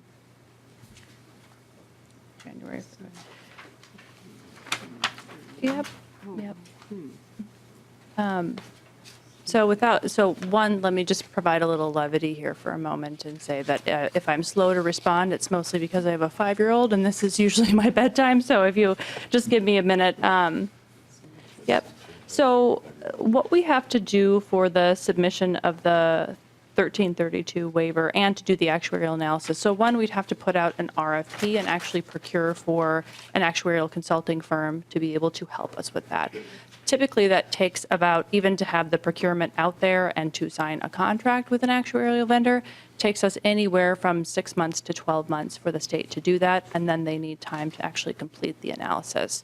So I appreciate the wanting to have the waiver submitted sooner, but in terms of the state procurement process, I think that timeline would be difficult for us to meet. Chair Liebling. Well, thank you, Madam Chair. Well, I would love to move all this up, but, apparently it isn't practical to do that, so I think we should vote down the amendment. All right. Any further discussion? Madam Chair. Representative Pearson. I'm shocked. I really, and again, just looking at some of the effective dates that are in the DE1, we're looking at January 1st, 2022, and we're going to be budgeting for that during this time frame, and we need to know whether or not these waivers are going to be approved. So we really are, in the interest of getting this moving forward as swiftly as people have requested, I think that this can be done. The state can move mountains when we're of a mind to, so let's just make it happen. I really would implore the members of this committee to a dream is a goal with a deadline. And if this is your goal, let's put a deadline on it. All right, well, let's go for a vote. All in favor of adopting the A1 amendment, say aye. Aye. All opposed? No. The motion does not prevail. The amendment. The amendment does not prevail. Okay, so let's go to the A2 amendment, which is Representative Schumacher. Madam Chair, I'd like to move the A2 amendment and ask for a roll call. Representative Schumacher moves the A2 amendment. Would you like to speak to the amendment, please? Thank you, Madam Chair. This develops a healthcare provider financial deficiency fund. It's basically to help provide grants for centers as we know that their rates are above profitability are typically between 1% and 3% out in areas like mine. And so this would help if there's a shift in the costs that they're able to be supplemented for that. I think that if we're able to put this language in today, we can build it out once we get the information that we heard from the testimony from MHA tonight with the Medicare and Medicaid underpayment pieces, and would look forward to a green vote. Chair Liebling. Any comments on the A2 amendment? If I could just have a second. I have them here, but they're not in the right order.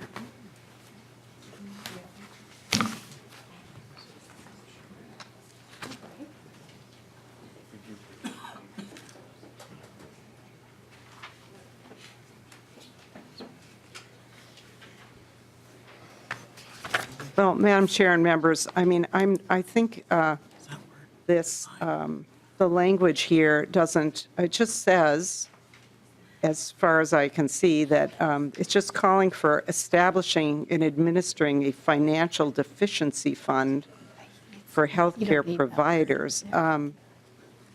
And I think this is, the best thing I can say about this is that it's premature. It doesn't say how much money should be in it. It doesn't say anything about how it should be administered or, you know, I mean, if this is a serious concern, I think there's plenty of time to deal with this as we go forward.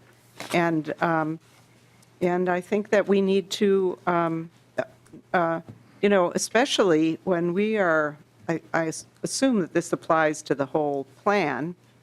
And I think that under the plan that is the OneCare benefit for pharmacy, I think we are probably looking at, you know, we may do better for providers, honestly. Some of this, in fact, on the dental side, it certainly looks like for many, if not all, we will be doing better if that was to become law. So I think it's, I think that the amendment is kind of intended to make a point that there's going to be a deficiency, and I don't accept that point at this time, and so I think this is premature and would ask members to vote no. Representative Pearson. I guess we're not in a finance committee, which we hear regularly here, and this just seems like good policy to have this in place in the law. We're going to need to make sure we have a strong network of providers throughout the state, and you know, the consequences of this are currently can't be anticipated. We certainly can concede that point. We may find urban areas in worse predicaments than the rural areas. We don't know. So this, I think this is good policy, and I think it's certainly something we should be talking about here tonight. Is there any further discussion? Representative Schumacher? Okay. So hearing none, all in favor of, there's a roll call. A roll call has been requested on the A2 amendment. The clerk will take the roll. Chair Moran, No. Vice Chair Morrison, No. Minority Lead Keel, Representative Albright, Yes. Representative Backer, A big yes. Representative Bonner, Representative Edelson, Representative Fisher, Yep. Representative Freiberg, No.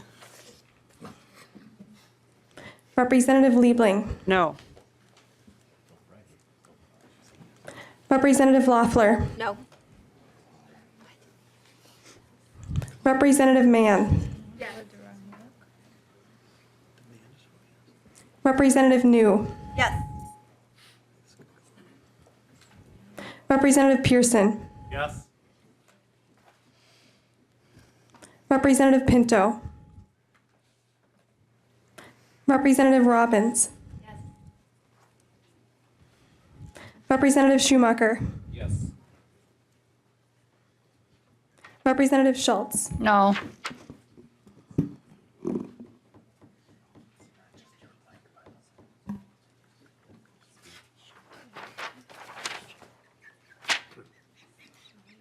So there being 8 yes and 7 no's. Is that what do you have? That's right. That's what we have. I think Peter. The amendment does prevail. Can I move to, Minority can only move to reconsider. Not in committee. can I move to reconsider, please? Yes. I'd like to move to reconsider. So we have one vote. I voted the wrong way. Okay, so we need a motion. We need a vote on the motion for reconsideration of your vote. Yes, I would like to reconsider the last vote, please. I'd like to make that motion. So the So, vote, to revote. yes. So there has been a motion to reconsider your vote. To reconsider, we have to vote to say we're going to vote again. So if we're going to retake the vote on the amendment, we have to vote yes, which then would let us to recast the vote. And I apologize for this because I made a mistake. I voted yes instead of no. Yes, you did. Yes. So the motion's been, going to be reconsidered, and we're going to take a vote to reconsider your vote. Right. Motion to So, reconsider. the motion to reconsider. That's what's on the table. So all in favor say aye. Aye. All opposed? No! The motion prevails, and we will do a recount. Thank you. Take the roll again. So, So we're going to take the roll. oh, I got it from the first time. So we're going to do a new roll call on the motion of the A2 amendment. The clerk would take the roll. Chair Moran. No. Vice Chair Morrison. No. Minority Leader Keel. Representative Albright. Yes. Representative Backer. Yes, again. Representative Bonner. Representative Edelson. Representative Fisher. No. Representative Freiberg. No. Representative Liebling. No. Representative Loeffler. No. Representative Mann. Representative New. Yes. Representative Pearson. Yes. Representative Pinto. Representative Robbins. Yes. Representative Schumacher. Yes. Representative Schultz. No.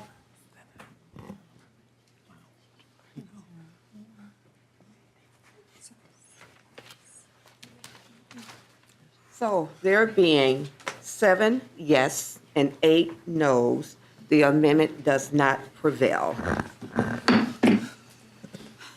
Okay.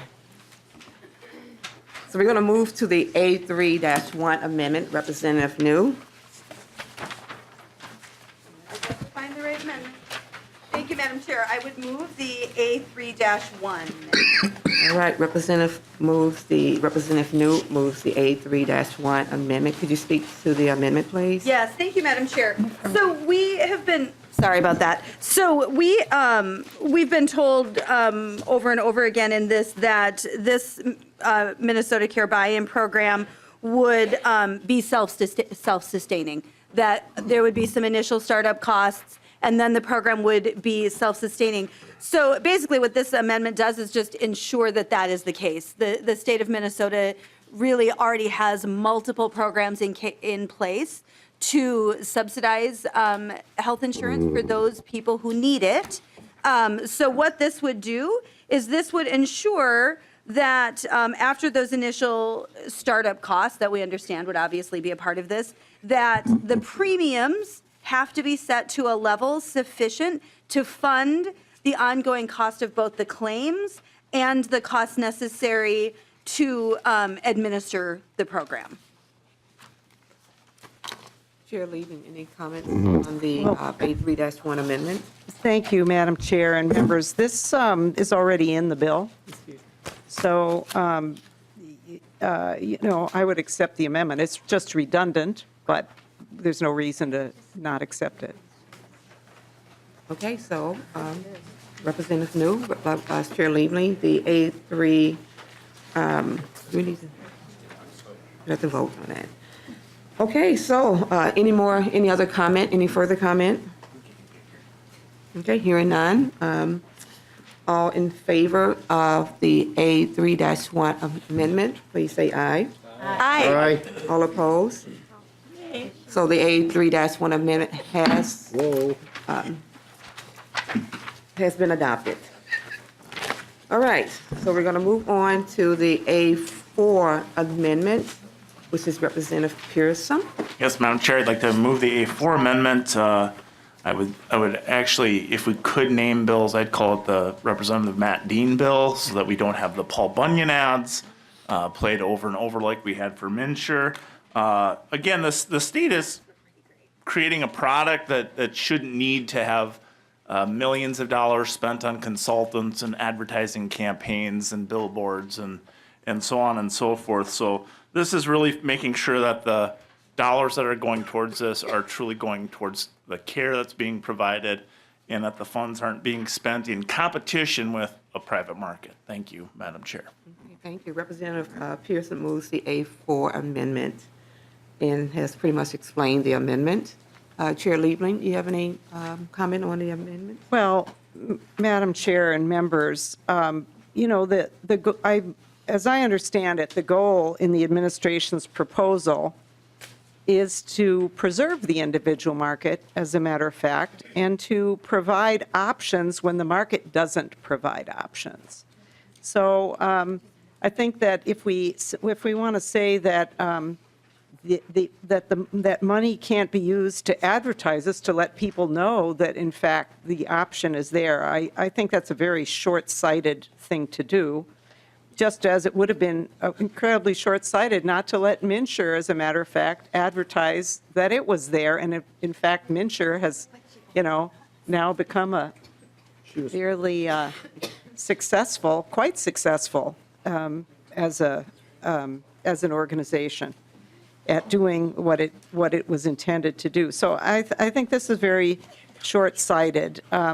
The goal of the governor's proposal here is to preserve space for carriers in the individual market and give them the opportunity to rise to the occasion and offer affordable and comprehensive options. And so to say that you know, there are two things that can happen under this bill from the administration. One is that we have the Platinum Plan. Well, why? Because there is none in the market now. The plans that are in the market now have really high out-of-pockets. They don't offer an option with affordable out-of-pockets for many people. So it provides something that isn't there currently. And then the sort of the backup silver and gold plans are for when there is market failure. So I think this is something that really, to me, it really doesn't make any sense. And so I would ask members to vote no. Okay. Is there any further discussion on the A4 amendment? Representative Laughlin. Well, thank you, Madam Chair. And in addition to what Representative Liebling said, I think this amendment would actually increase the uninsured. And we've heard a lot of testimony about fear about providers not having patients with reimbursement. And if we're not allowed to tell the public that there is an option when there's nothing available on the private market, shame on us. When we could have those families stepping up and be served by this program. That's why it's being offered. And so I think this would actually increase the uninsured and make it much more difficult for providers in those particularly rural areas that don't have options. Thank you. Any further discussion? Madam Chair. Representative Pearson. I believe these options will just be on the MNsure site. So I don't know why we need to do a separate advertising campaign, much like we did for the MNsure rollout, that were, you know, a lot of money was spent. A ridiculous amount of money was spent. And whether that plays into the successes or failures of MNsure, it didn't go towards health care, which that's where these dollars are intended to go. And again, we're having the state advertise with taxpayer dollars in competition with the private market. I'd ask for a roll call, Madam Chair.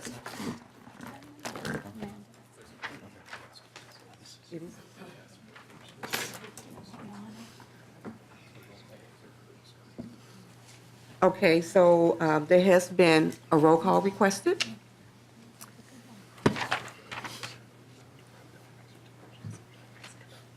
Is there any further discussion? Representative Mann. Thank you, Madam Chair. I think this is a pretty obvious attempt to undermine the program, right? If you don't know that you can buy into the program, then you're not going to, and volume is going to make this work really well. So I also would like a roll call on this. All right, so we have two roll calls. Double roll No, we call. have, I want one too. we have two roll calls on this. Anybody from Chili Bars? Madam Chair, I got a quick comment. Okay, Representative Backer. I think the representative, his concern is wasteful spending. I mean, you're not talking about letting people know about it. You're just talking about spending millions of dollars and taking it from healthcare, and I think that's a reasonable request. So we're not saying, hey, you can't tell people about it, but when you hire an ad agency and you spend millions and millions of dollars, and we want to enhance healthcare, I think that's what the representative is referring to. Thank you. You know, I don't know if it's going to cost millions and millions of dollars to advertise, but I think if we're under the assumption that everyone will go to the website, you know how to navigate that website, who need to buy in, without doing a bigger campaign to really allow people that option, if they're, then I think we're falling a little bit short at the state level. And, Madam Chair. Chair Liebling. Thank you, Madam Chair. And just to follow on your comment, which I think is a very good one, a lot of the people who are uninsured are, you know, they're not buying insurance. It's not like everyone's already going to MNsure and looking. Correct. So, you know, outreach is something that could be very necessary. And again, this whole thing is designed not to compete with the private market. So, you know, if we want it to avoid a complete failure here and do something, you know, again, this isn't my preferred plan, but, you know, if we're going to have something like this, people have to know it exists. Absolutely. So, Representative Pearson? Actually, is there anyone from MNsure that could, because a few people were throwing out the amounts of money that were spent on that campaign. Can we actually ask MNsure how much was spent on that I campaign? think we have someone here from MNsure. This is the proposal. This is the different proposal. Please introduce yourself. Madam Chair, members of committee, my name is Erica Helvig, and I'm the Government Affairs Manager from MNsure, but unfortunately, I've been on the job about a month, so I don't have that data for you, but it's something we could provide. All right, thank you. And Madam Chair. Chair Liebling? Thank you, Madam Chair. And just to say, I don't see really the relevancy of that anyway, because that was a completely new thing. It's just very different. I mean, you might as well just say, you know, give me how much some product spends on their advertising. I mean, it's not relevant. And I think as the time, you know, gets closer, if people are worried about it, there could always be a limit put in law. It's not as though this is happening tomorrow, but I think it's just, it's overreach at this time. Thank you. So we have a motion. We have a motion for a roll call. The clerk, would like to take the roll?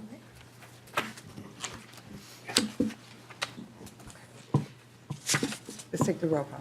Take the roll. Chair Moran, No. Vice Chair Morrison, No. Minority Leader Keel, Representative Albright, Yes. Representative Backer, Yes. Representative Bonner, Representative Edelson, No. Representative Fisher, No. Representative Freiberg, No. Representative Liebling, No. Representative Loeffler, No. Representative Mann, Representative New, Yes. Representative Pearson, Yes. Representative Pinto, Representative Robbins, Yes. Representative Schumacher, Yes. Representative Schultz. No.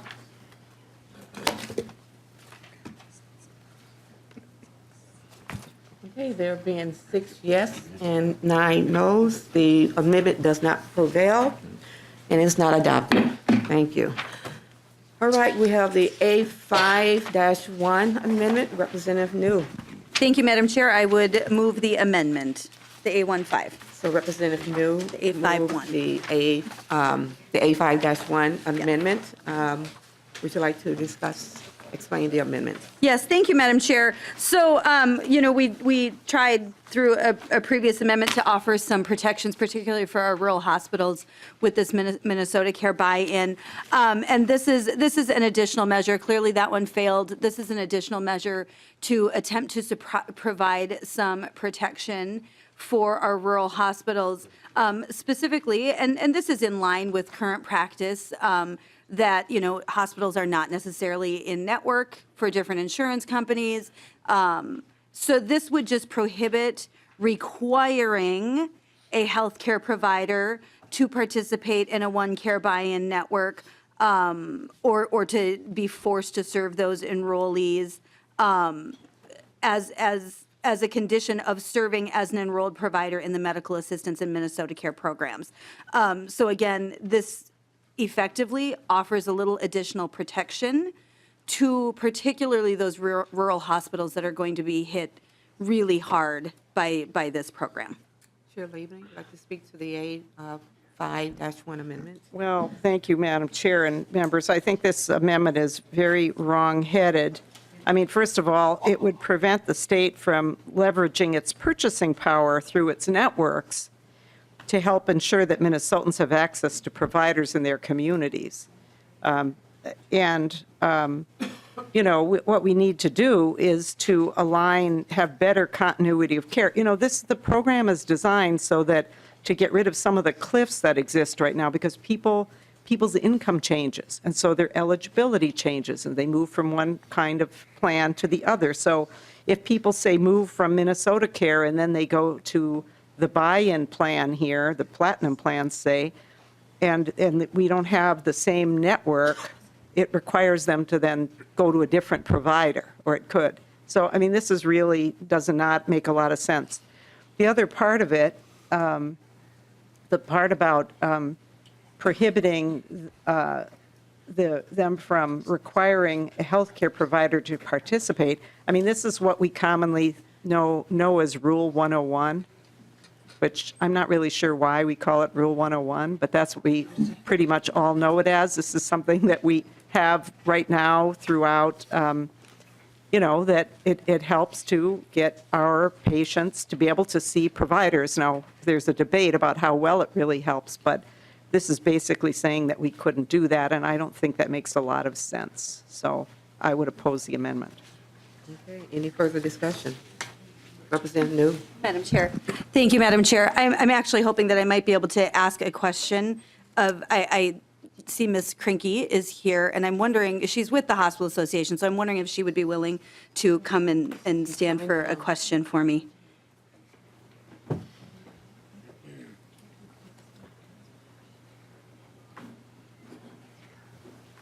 Yes, please just reintroduce yourself.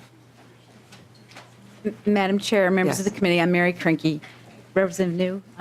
Thank you, Ms. Krinky.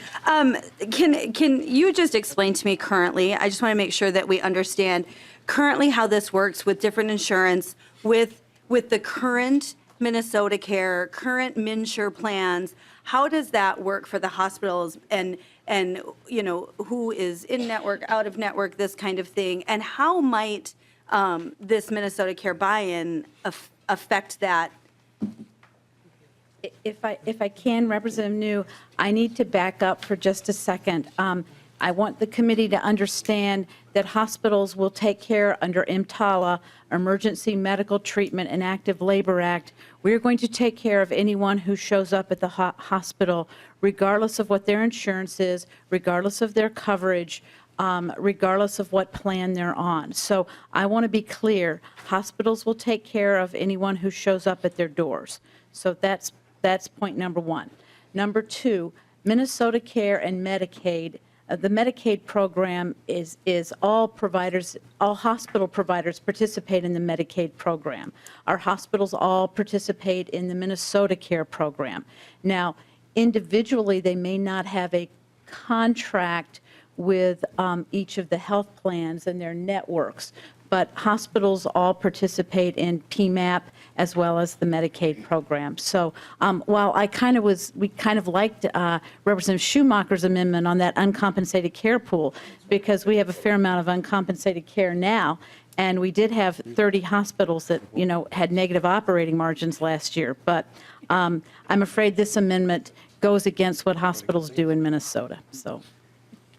Representative, Representative Mann. Thank you, Madam Chair. I think this might have the opposite effect of what you're hoping for, Representative, because rural hospitals are closing now at a rapid rate, more than ever we've seen in history in this state, and partly because of what was mentioned earlier, and that growing bad debt because of the high deductible plans. So if we can erase some of those and put people in these lower deductible plans to pay their bills, that would actually potentially help the rural hospitals. And also, again, I think part of this is also another attempt to really undermine the program, because if people aren't participating, we have no program, right? So I would urge a no vote on this amendment. Okay, any further discussion? Hearing none, all in favor of adopting the A7, I'm sorry, not the A7, but the A51 amendment, say aye. Aye. All opposed? No. So the amendment does not prevail and is not adopted. Thank you. So we have one last amendment, and that will be the A8-1 amendment. Chair Liebling. Thank you, Madam Chair. We saved the best for last. First of all, Madam Chair, I would like to if I could, incorporate an amendment into my amendment. Yes. So I would like to strike lines 1.4 through 1.8 of the amendment. You'd like to strike the 1.4 to the 1.8. Can you explain what that does or don't do now? I'm sorry? Can you explain a little bit about what happened to the amendments by Well, deleting? Madam Chair, if I could incorporate that, then I'll explain what is left in the amendment. Okay? Okay. So, members, first of all, at the beginning, on line 1.3, if you notice in the underlying plan, in the dental benefit plan, and I have a bill also along similar lines. This is something that, in fact, Senator Rosen is very interested in, moving to having a separate benefit for dental. And, but I think that we usually talk about it as having one administrator, and so I'm just there making an amendment to have one instead of two, which it says in the language here. Just because the point is to have simple administration, and so it makes sense to have one administrator and not two. Secondly, in this amendment now starting on line 1.10, what we're doing is changing the, because of these new plans in the administration's plans, you've got the dental benefit and you've got the pharmaceutical benefit. And so what we're doing is changing the next procurement of, going out to reprocure the under the PMAP system to, there's on a routine basis, and we could get, Mrs. Zimmerman could probably explain this a lot better than I can, but, they go out for bids. There's a whole complicated process that this committee, a lot of members know something about. And so what this is doing is, in consultation with DHS, is lining that up so that it works with instituting these new programs so that we don't go out, do a procurement, and then can't implement those plans because we've already had contracts with the HMOs. So we can, maybe Ms. Zimmerman can explain that better if you have questions about it. Then starting on line 2.23, I have put in a study, and I think it was Ms. Krinke who referred to this, or somebody, one of the testifiers did, as being something they liked. What is in the administration's plan is not a Minnesota Care buy-in as somebody here called it that. It's retitled, it's something a little bit different. It's has many of the same goals, but it is, I think, not what, as I've said, doesn't go quite as far as what I would like to see. And so this is just a beginning to at least study the idea and get actuarials and really have an in-depth study of whether it would be a better alternative to actually expand Minnesota Care to cover the folks that we've been talking about tonight. Minnesota Care, the idea that the administration is putting forward of the Platinum Plan tries to go toward this in the sense that a Platinum Plan would be one with lower out-of-pockets, and that is a very important goal. Our Minnesota Care program has low out-of-pockets, has networks, and anyway, I would like to at least study that as an option. And then finally, starting here in section 17, we've had some testifiers tonight who are concerned about the dental benefit program, the way it deals with rates in dental care. I'm sure we'll be having a lot more discussion about that. That is, in my mind, certainly not locked in stone. We need to find a way that really works. The lack of access to dental care in our public program population, but also throughout our entire state, I think is really a concern that is shared broadly by many members in this body. We've had a lot of discussions about this, about how we really need to do something about dental care. And so I, for one, am really heartened to see this in the administration's plan. This is something that I really like. However, I think we need to give some real thought to how we're going to do the reimbursements to make sure that people really have access. And so it occurred to me that one of the things we're not doing is really studying what does it cost to provide dental care. And so this is what I'm asking to do in this part of the amendment. The language is modeled off a study that that is in another bill that I'm carrying that has to do with the outpatient drug rule under medical assistance, if any of you remember hearing about that. I think we heard that in this committee as well, where they're going to study the cost of dispensing prescriptions so that we can be sure that our payment system is actually pegged to the real cost and that we can make really informed decisions about how much we should be paying. Currently, when you look at the language in the bill and the language in statute, we're doing the payments kind of rate on rate. You know, it talks about doing an X amount of increase over a current rate, and we do this a lot of time in statute where we build our payments off of what was paid before. And we never stop and look and say, what does it really cost? And are we really paying the appropriate amount? So I think this is something that we really ought to be doing, and so that's why this is in the amendment. So I would certainly take questions and would appreciate members' support of the amendment. So Representative Liebling is moving the A8-1 amendment, striking lines 1 through 1.4, 1.5, 1.16, 1.17. No. 1.14 through 1.4 through 1.8. Any further discussion on the amendment? Representative Albright. I would move to share the desire for the author to strike those lines. Thank you so much. Well, they're stricken. Oh, they're already, no, I thought they were already stricken. They are? They were incorporated. Okay. So then, Madam, I'm sorry, the hour's late, and while I certainly share Representative Liebling's desire on a number of issues, I think that, particularly under Section 16 of this bill, I think it's imperative that we understand through analysis what the results or the outcomes might be from this type of legislation. I'm less inclined to support Section 17 as well as the section preceding Section 16. because I think they deal with issues that probably, as even Representative Liebling shared, are contained particularly with regard to Section 17, already included in another bill that she's authoring.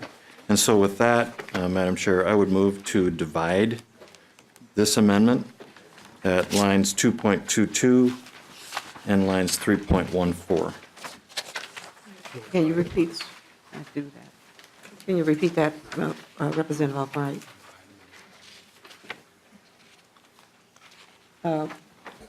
It's still-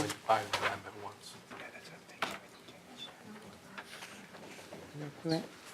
So I'm hearing from research, you're going to divide it once. I would like to move to divide the amendment between lines 2.22 and lines 2.23. 2.21.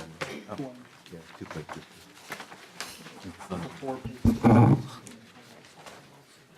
Before line 2.22. So before 2.22. Yes. So where are we?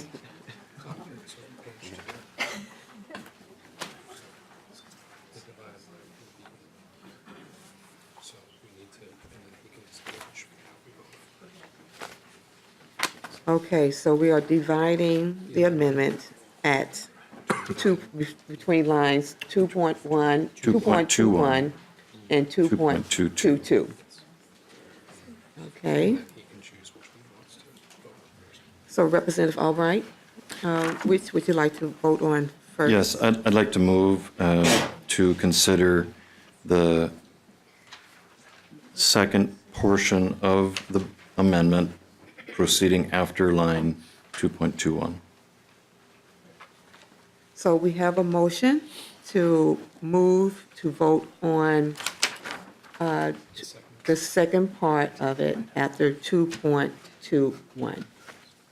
Madam Chair. Any discussion, Representative Chair Liebling? Thank you, Madam Chair. Well, the only rationale that Representative Albright gave was that this is in another bill, and none of this is in another bill. So on that basis, I would just, ask members to support.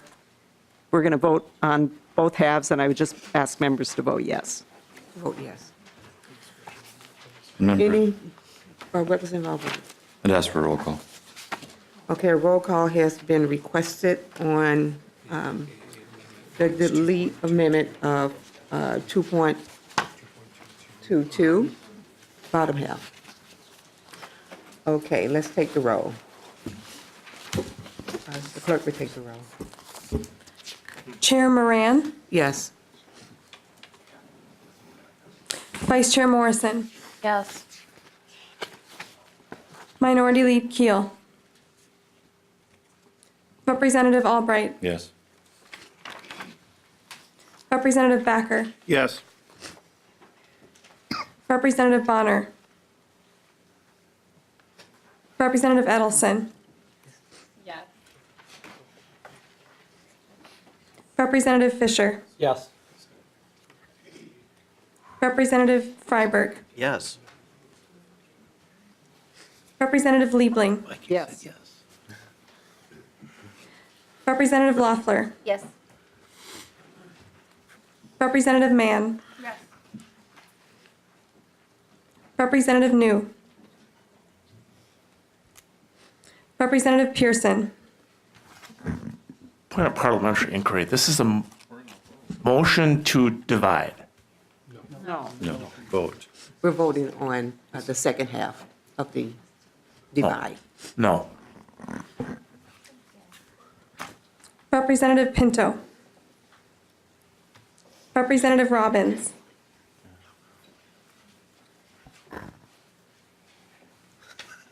I'm sorry. Are we voting on the study of the expansion or the study of the dental costs? Both. Both together? Okay. And we're currently Yes. voting on the second half, yes.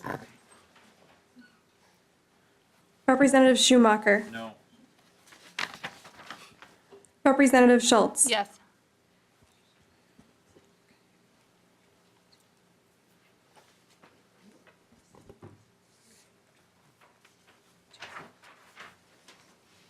So with 12 yes and 2 noes, the motion, the amendment, the second half of the A8-1 amendment has prevailed and is adopted. So now we will go on the vote for the first half of the A8-1 amendment. We would take a roll on the first. It's not a roll. It's not a roll. Okay.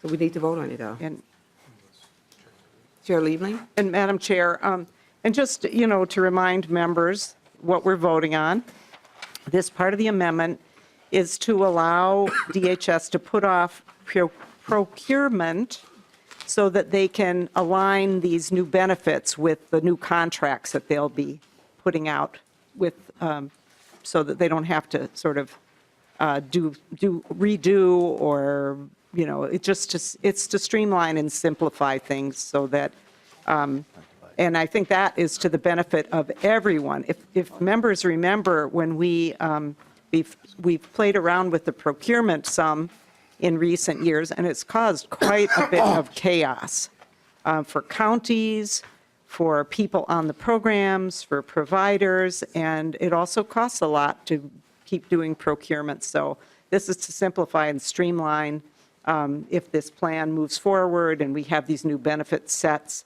that we be able to do this in a streamlined manner. So would Sounds ask like you you to are support supporting. the amendment. So hearing no further discussion, all in favor of adopting the top half of the A8-1 amendment, say aye. Aye. All opposed? No. The motion prevails and is adopted. So we are back to discussion on the amendment on the bill as amended. Any further discussion? Madam Chair. Representative Albright. Thank you, Madam Chair. And I think that it was worthwhile to maybe speak with the Assistant Commissioner about some of the proponents of the bill as she laid out. So I'd ask if she would be willing to come back to the testifier's table. Yes.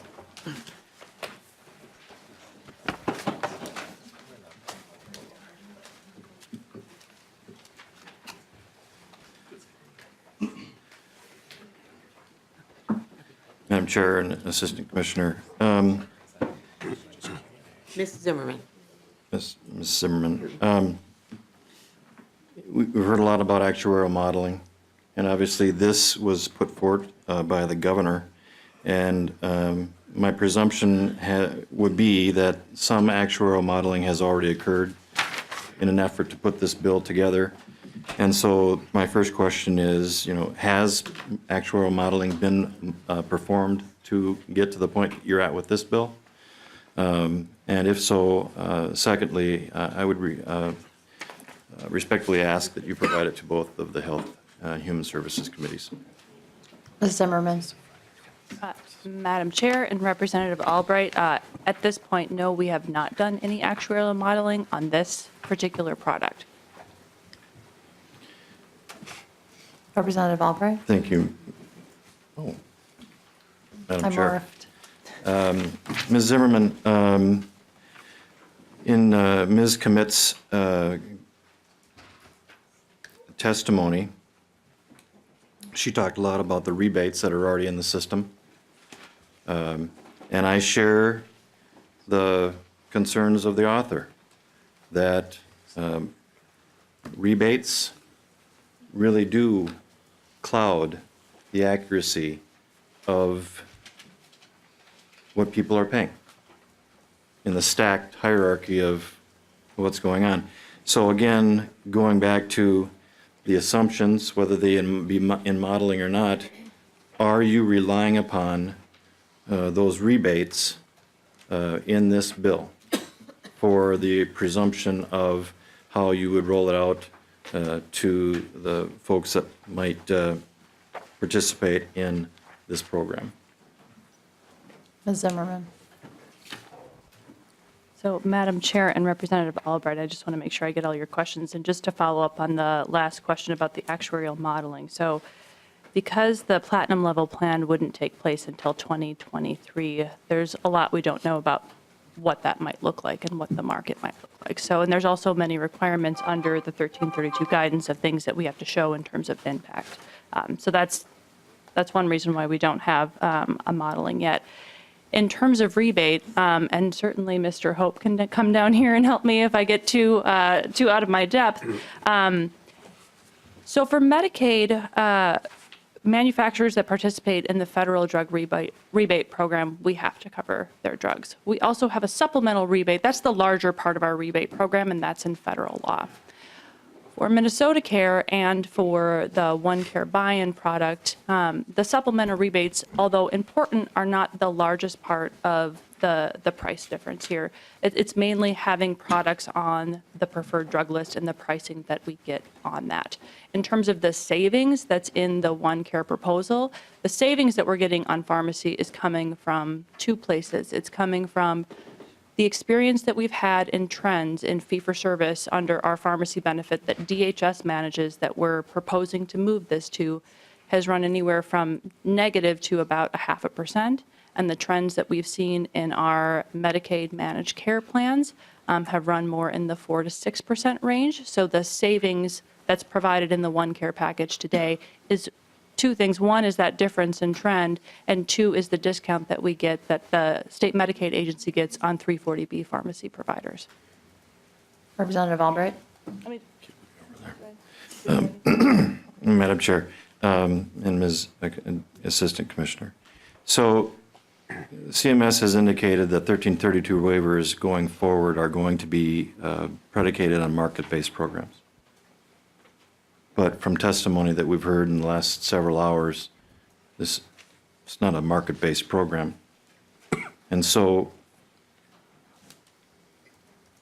that flies in the face of the guidance that's been provided by CMS.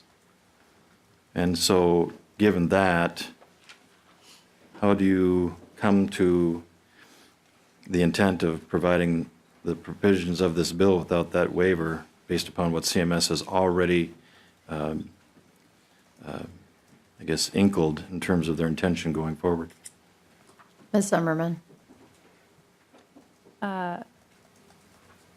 Madam Chair, Representative Albright, I think to the point that Representative Liebling articulated earlier is that the statewide platinum plan is really to address a gap that's in the market today. So there is no market-based solution for a platinum level plan because currently the plans are not offering that. So that's maybe one comment I would have about that. And the second is the 1332 guidance is just that, it's guidance. There's nothing in the ACA to sort of support or restrict our ability to put that forward. Representative Albright. Could you come back to me? Good. Representative Schumacher. Thank you, Madam Chair. To Ms. Commissioner Zimmerman, I'm looking at Section 9 and the prior authorization points. I'm just wondering if you could help clarify what the process is for that, maybe how it compares to pharmacy benefit managers today, and just what that's going to be looking like.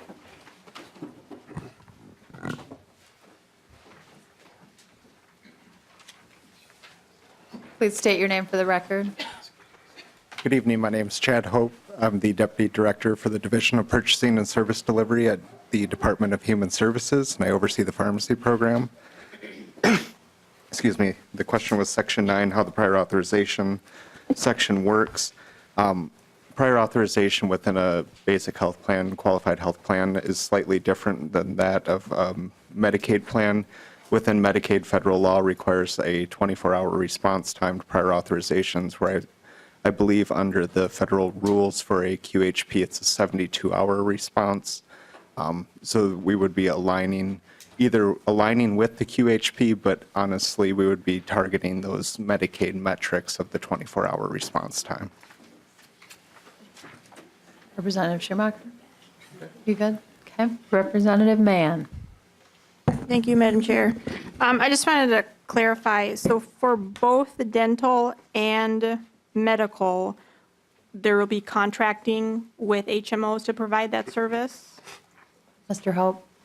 Madam Chair, Representative, the pharmacy benefit and the dental benefit, and Ms. Marquardt can correct me here, the dental benefit, we would be contracting with an administrator to provide the dental benefit, whereas the pharmacy benefit would be administered by DHS. Yeah, no, not the pharmacy portion, but the care Representative Mann. portion. Madam Chair. Mr. Hope? Madam Chair, Representative, the medical portion would be administered through a third-party administrator, through a contractor. Representative Mann? Madam Chair, for both medical and dental? Mr. Hope? Madam Chair, Representative, correct. Medical and dental would be through an administrator, though not necessarily the same administrator. Okay, thank you. Representative Albright? Thank you, Madam Chair. And actually, I needed to gather my thoughts a little bit because of what the Assistant Commissioner raised. And I'm just wondering if we could recall Ms. Commit to respond to a question that I had in consideration of what the Assistant Commissioner remarks were made. And Madam Chair, while she's coming down, if I could, members, in your packet, you have this nifty little document, DHS Fee-for-Service Pharmacy Program Overview. And I highly recommend that you read it maybe when you get a chance. It's very readable, and it really kind of explains some of this. And I know we have a lot of bills moving that deal with prescription drugs, and I know there's a lot of concern about the cost of prescription drugs and so on. And it's really pretty eye-opening. For example, on Appendix A, tells you what PBMs are contracted with DHS's managed care health plans. So underneath PMAP, we pay a capitated rate to the plans to take care of our patients, and then they hire others underneath that, and they hire PBMs. And we've had a lot of testimony about PBMs and how they operate. And, so we are paying for layers of something that's not very transparent to us. And just this table is very eye-opening with all the different PBMs that are contracting with the various managed care plans. So I highly recommend that you take a look at this entire document. Thank you. Mrs. Commit, Representative Albright. Welcome back. Madam Chair, Ms. Commit, the Assistant Commissioner said something about the platinum level plans not being offered by insurance plans. I'm curious why they don't. Ms. Commit. Madam Chair and members of the committee, Catherine Commit from the Minnesota Council of Health Plans. The reason that the platinum plans aren't offered in today's marketplace for individual plans is because they're very expensive and there really isn't a market for it, so nobody wants to buy them. Representative Albright. Ms. Commit, so if the desire is to offer them through Minnesota Care buy-in, would anyone buy them? First, I just want to remind us that we're on the One Care Minnesota. One Care, I'm sorry. It is the One Care. I spoke on One Care. Ms. Commit. If they're offered through One Care, why would anyone buy them if your thesis is maintained inside One Care, which I would have no doubt it would? So why would anyone buy them inside the plan that aren't already attracted to them outside? So, Madam Chair and Representative Albright, I think one of the reasons, one of the things that I'm picking up from reading the amendments is that the platinum plan would be offered but would reimburse providers at a Medicare rate, which is different than what providers are reimbursed at today under a regular QHP in the commercial market. So they'd be reimbursed at a higher rate probably. But I guess it would be more affordable, perhaps, if it's reimbursed at a Medicare rate. It's hard to know because we don't have any data to know what it is. It's a concept, I think, that we're trying to analyze. Madam Chair, and just to that point, it seems like we're trying to get our hands around Jell-O. And that doesn't feel very comfortable to someone who believes in good policy. And this is absolutely nothing against the author, but it just doesn't It doesn't make sense to me, and I'm a numbers geek. And Representative Liebling and you and I have served on this committee and others for years. And so, All right, we're This old, doesn't- let's admit it. I know, it's late, but, there are some pieces of language in here that lead me to be uncomfortable from the standpoint of almost an anti-competitive initiative against the private market. But yet we're exempting our own state from the very provisions that the private market has to adhere to, but yet we're going to say, well, we don't have to take care of those because we are who we are. I just am very uncomfortable with this moving forward. Chair Liebling. Well,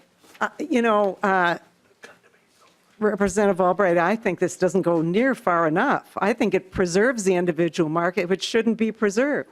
So if you think that it's anti-competitive is going to destroy the market, and I think it doesn't go far enough to destroy the market, maybe it's the right thing. I don't know. But I do want to remind, to answer your question you asked, Ms. Commit, I just also do want to remind folks that this does come along with state-level tax credits to make the premium more affordable.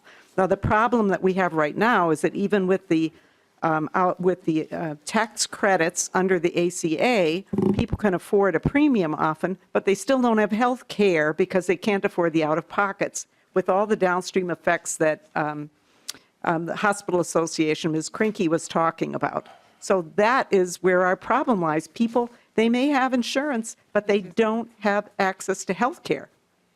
And so this is a package plan that is intended to fill gaps that are there to provide a plan that has low out-of-pockets and to then help afford that. And if you don't like government helping to shore up the private market, then you should never have passed reinsurance, which just simply gave the money to the health plans and said, here, we trust you, bring down your rates. And as you hear, people still cannot afford either premiums, and certainly they can't afford their out-of-pockets. So I don't know, I don't know if you have more questions, Representative Albright.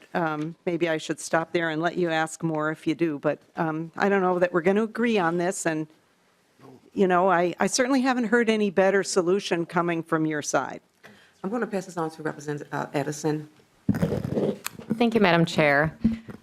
I'm absolutely not anti-private market, so just so we're on the same page, and I actually agree with adding Minnesota Care. So with that, I just want to remind us that we're doing a One Care Minnesota. Sorry, what? It's not how I campaigned on it. But One Care, so the One Care model, can you tell me, because I think this is getting blown out of proportion, like this is going to become this private, like all of a sudden it's going to be this new private market, that we are going to be having a state plan. How many people would actually be impacted by this One Care model that you're talking about? Representative Lee, Chair Liebling. Well, Madam Chair and Representative Adelson, I don't know that I have a good answer for that. I mean, we're talking, first of all, and I'm sure you know that the individual market is really rather small. We talk about this, and because the people who are having the problem are having a really big, serious problem, as some of our testifiers talked about. And, it is very real, and we need to do something about it. But just keep it in perspective, we're talking about, I think, 5% of Minnesotans who are in the individual market. Maybe it's, smaller, but it's about half of, I thought it was about 5, but about half of those already get the premium tax credits.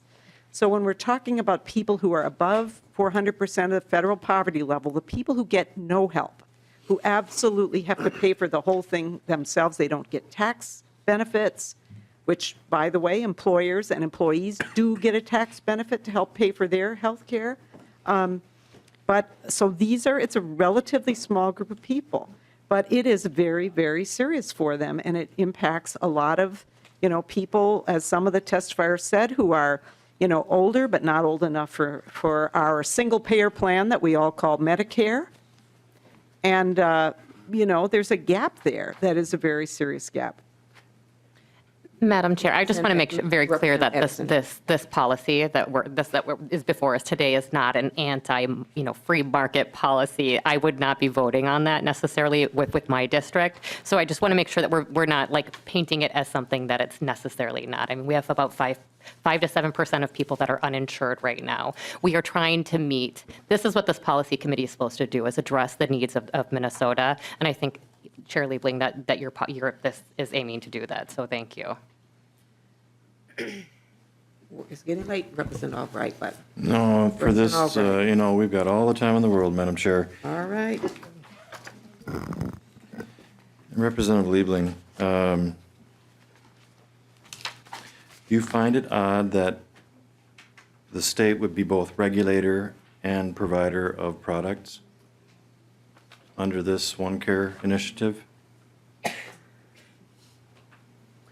Chair Liebling, please. Well, Madam Chair, Representative Albright, I mean, I haven't really thought that deeply about that part of it. You know, this is still, one of the things about this plan is that the actual plan doesn't begin until 2023. And so, there is no way in which anyone is presenting this DE1-2 as the total complete thing that's going to become law tomorrow. I appreciate that. If that's an issue, it can certainly be worked on. And I might say as well, I asked Ms. Commit to give me a copy of her remarks, because I think there are some things in there that certainly are fixable and need to be fixed. So that's the purpose for our vetting process here, is for people to tell us what they see and for us to try to fix what we can, if this is indeed the plan that we're going to go with. Representative Albright. We talk about infrastructure for OneCare, and we understand and can all recall the technology that was touted with regard to METS, as some would call it, or MNsure.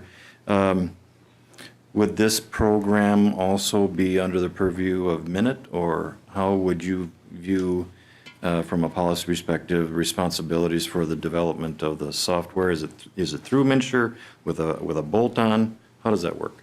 Well, thank you for that question, Representative Albright. I'm sorry, Madam Chair. I asked that question myself because I think we all know that, how we do IT in the state, we've got to really step it up on that. And so I did ask that question, and I think that maybe we could get our MNsure person down here to discuss that, because this is intended to be run through Maybe Ms. MNsure. Zimmerman can also respond to that. Oh, okay.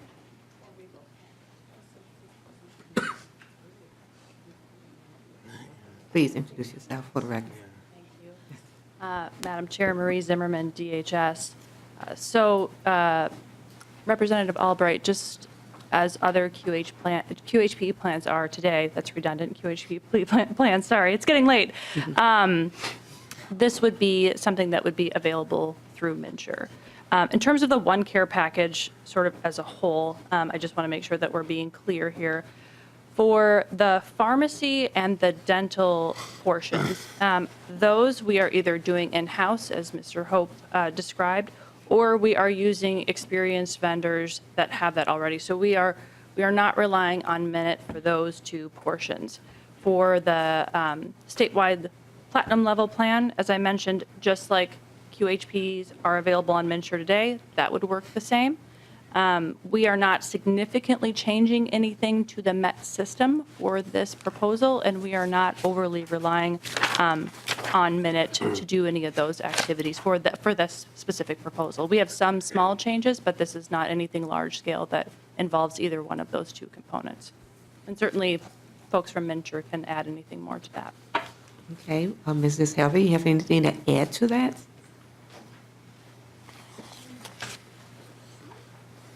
Thank you. I'm Erica Helvig from MNsure, for the record. I think the only thing to add to that is, you'll see coming before you with the premium subsidy in the future, as well as the state-based tax credit. Some of the infrastructure changes that would be needed for that also would grow towards this. So trying to also contain costs, making sure things are running smoothly with preferred vendors and our system in place. but I can go into more details that might be the right time when we're discussing those policies. Thank you. Representative Albright. Thank you. Thank you, Madam Chair. And Representative Liebling, I'm not sure if you or Ms. Zimmerman are the appropriate person. So products that are sold via MNsure, they probably won't be sold via MNsure, and people, likely aren't going to be eligible for the advanced premium tax credits. So under the thesis that you're putting forward, is it really even possible to sell these products without the waivers? Is Chair Liebling or Mrs. Zimmerman? Well, Madam Chair and Representative Albright, you kind of the direction you took there at the end of the question threw me a little bit. But the premise, yes, the idea is that people would be able to use the advanced premium tax credits. And in addition, as part of this package, there is a state-level tax credit that makes the premium affordable at levels where now people are not eligible. So where there's that big cliff at 400% of poverty, the idea in part of this package is to smooth that out through a state-level premium tax credit to make it possible for, and not just for the Platinum plan, I think, but just for any of the plans, for people to be able to afford to buy them. And this is, again, I would call this market stability. I would call this helping the individual plans stay in the market because more people will be able to afford to buy them. So that is a part of this package, and I'm sure someone will correct me if I've misstated that. And then when you kind of change direction at the end, could you maybe restate that? Well, thank you. And it I'm seems like certainly you were correct. happy to, but because of the manner in which those people that are going to be purchasing, say, the Platinum level plan, you're espousing to having them either have a tax credit or some type of a subsidy. Let's just talk about it in that way. But it sounds like, from testimony from either you or others, that those are all predicated on changing the manner in which you're providing it, which my way of thinking would require a 1332 waiver or inclusion in that. And you can correct me if I'm wrong, but it sounds like it's all incumbent on realizing a 1332 waiver. I understand about the guidance, but if we're going forward without the approval of CMS, aren't we treading a little bit on really thin ice? Well, Madam Chair and Representative Albright, and I hope my testifiers will kind of help me. I mean, there are parts of this that need a waiver and parts that don't. And I think that I don't think the state-level tax credit requires a waiver. The state can use its money to help its citizens afford health care and doesn't need a waiver for that last time I looked. So, there's that in terms of the state-level tax credit. There's also the state-level premium discount program, which we did in 2017 briefly. We did it for that 1 year, if you recall. Governor Dayton had a similar plan. This one is structured a little differently, but it's kind of the same idea, and you don't need a waiver for that either. So, I'm not exactly sure. I mean, maybe Madam Chair, maybe the Commissioner question Zimmerman I would can help pose me to which either things you Representative- exactly do need one for. Representative Liebling or to the Assistant Commissioners. So, given your recent statement, so what parts do require a 1332 waiver? Mrs. Zimmerman. Madam Chair, Marie Zimmerman, DHS, Representative Albright. The portion that requires a 1332 waiver is for folks to be able to use their advanced premium tax credit on this buy-in product, the federal advanced premium tax credit. And I was just trying to confirm with my staff whether or not the language, I believe, makes it contingent on that waiver, but I'm looking to my staff to confirm that, so I don't want to give that as my final answer yet. Okay. Is there any further discussion on the bill? Representative Backer. Yes, Madam Chair and Representative, we've been hearing all tonight premium plans and gold plans and silver plans. Can we have an outline what a premium plan would be? Because we hear, well, we got a premium level plan and silver level, but I've not heard tonight what will make a premium level plan and what will make a gold level plan, unless I missed it when I was stepping out. Yep. Chair Liebling. Thank you, Madam Chair, and Representative Backer. You know, this is all stuff that is defined in federal law. It has to do with how much of your costs are covered by that plan. And, you know, I apologize that we do use a lot of jargon. And this, I guess this is kind of jargon because it does sort of assume a level of knowledge about kind of how all this works. And I probably, I would guess that a lot of people watching this, if anybody's still watching at 10:15 at night, probably may have the same questions because it isn't entirely obvious what those are, but they are well defined in federal law. So we all have been kind of having this discussion sort of under the assumption that everybody kind of understood what that was. But, you know, I think we could certainly, I think the committee or the staff could find you information on that to help you fill in that gap. And, you know, I do apologize because I think that, you know, a lot of members are, this is really complicated stuff. And a lot of us, thank you for the question, because if you have that question, I'm sure some of the rest of us have it as well. Representative Backer. Yeah, Madam Chair and Representative, I appreciate. Would there be any staff members who, or I don't know if House can, just give an idea what a average premium plan would be? Because we've heard a lot of conversations that people will get on a premium plan. We even took a vote tonight that the premium plan would be better than our plan right now that we have. So, you know, we don't need to dot every I and cross a T, but could we have like 4 or 5 things or a sentence on what a premium plan would be like? Representative Mann. Thank you, Madam Chair. Are you asking like what's platinum, gold, silver? Yeah. So it's, Yes, Representative, thank you. Madam Chair. it's just based on the actuarial value of the plan. So a platinum is a 90%, a gold is 80, silver is 90, 80, 70, and I don't know what a bronze is actually. But it's just how much it's covered by the plan versus covered by the patient. Does that make sense? Representative Backer. So if I'm hearing you, Representative Mann, correctly, you're saying if, and I'm being very simplistic here, so if the plan is $1,000 a month, 90% of it's covered. And, okay, and that's the helicopter approach, but then we would have to get into if it's, you know, exactly if I go in and I tear a toenail off or you know, have cancer or anything like that, or maybe I want more hair or something like that, then we would have to get more specifics because each plan has what it will cover and so forth. Am I right with that? We would have to define what medical conditions would be covered under those plans, right? Yes. Representative, Chair Liebling, please. Thank you, Madam Chair. And Representative Backer, you know, these are averages, first of all. So it's what the plan covers on average because some, you know, and there were calculations of this, and it's just way too much to get into this evening, I think. But I'm sure that staff could provide you with something that would give you, I mean, I guess I would ask, is this going to make a difference to whether you're going to vote for the bill? Representative Backer. Madam Chair. Representative Backer. As a business owner, I have. You don't have to respond. No, but I want to respond. This is something that I'm really concerned about, and it's a fair question. As a business owner, as many people know, that I sell go-karts, ATV, scooters. People ask me all the time, what comes with that old go-kart? Does it have a key fob for the kids so I can remotely shut it off? We're talking about changing health plans for individuals across the state. And remember when I was a little passionate about 2 hours ago, I had people at the door who lost their health care. So, you know, in essence, that's why I'm asking for the details because I wasn't here in 2012.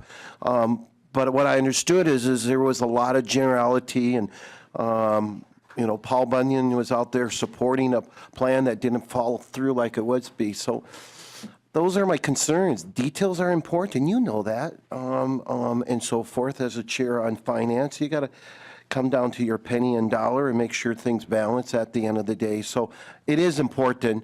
I realize I won't find out all the details tonight, but I'm putting this out because Minnesotans need to know that there are a lot of details that are not decided. It's always easy to sell the steak and the sizzle, but we got to know what the details are, so thank you. So Representative Backer, I agree that details are important. We don't have all those details tonight. I know one of the most compelling testimonies that I heard this evening came from the Minnesota Farmers Union. You know, I mean, the impact of looking at high premiums, high deductibles, you know, looking at how farmers were taking on this lack of health care, looking at the suicide rates of farmers.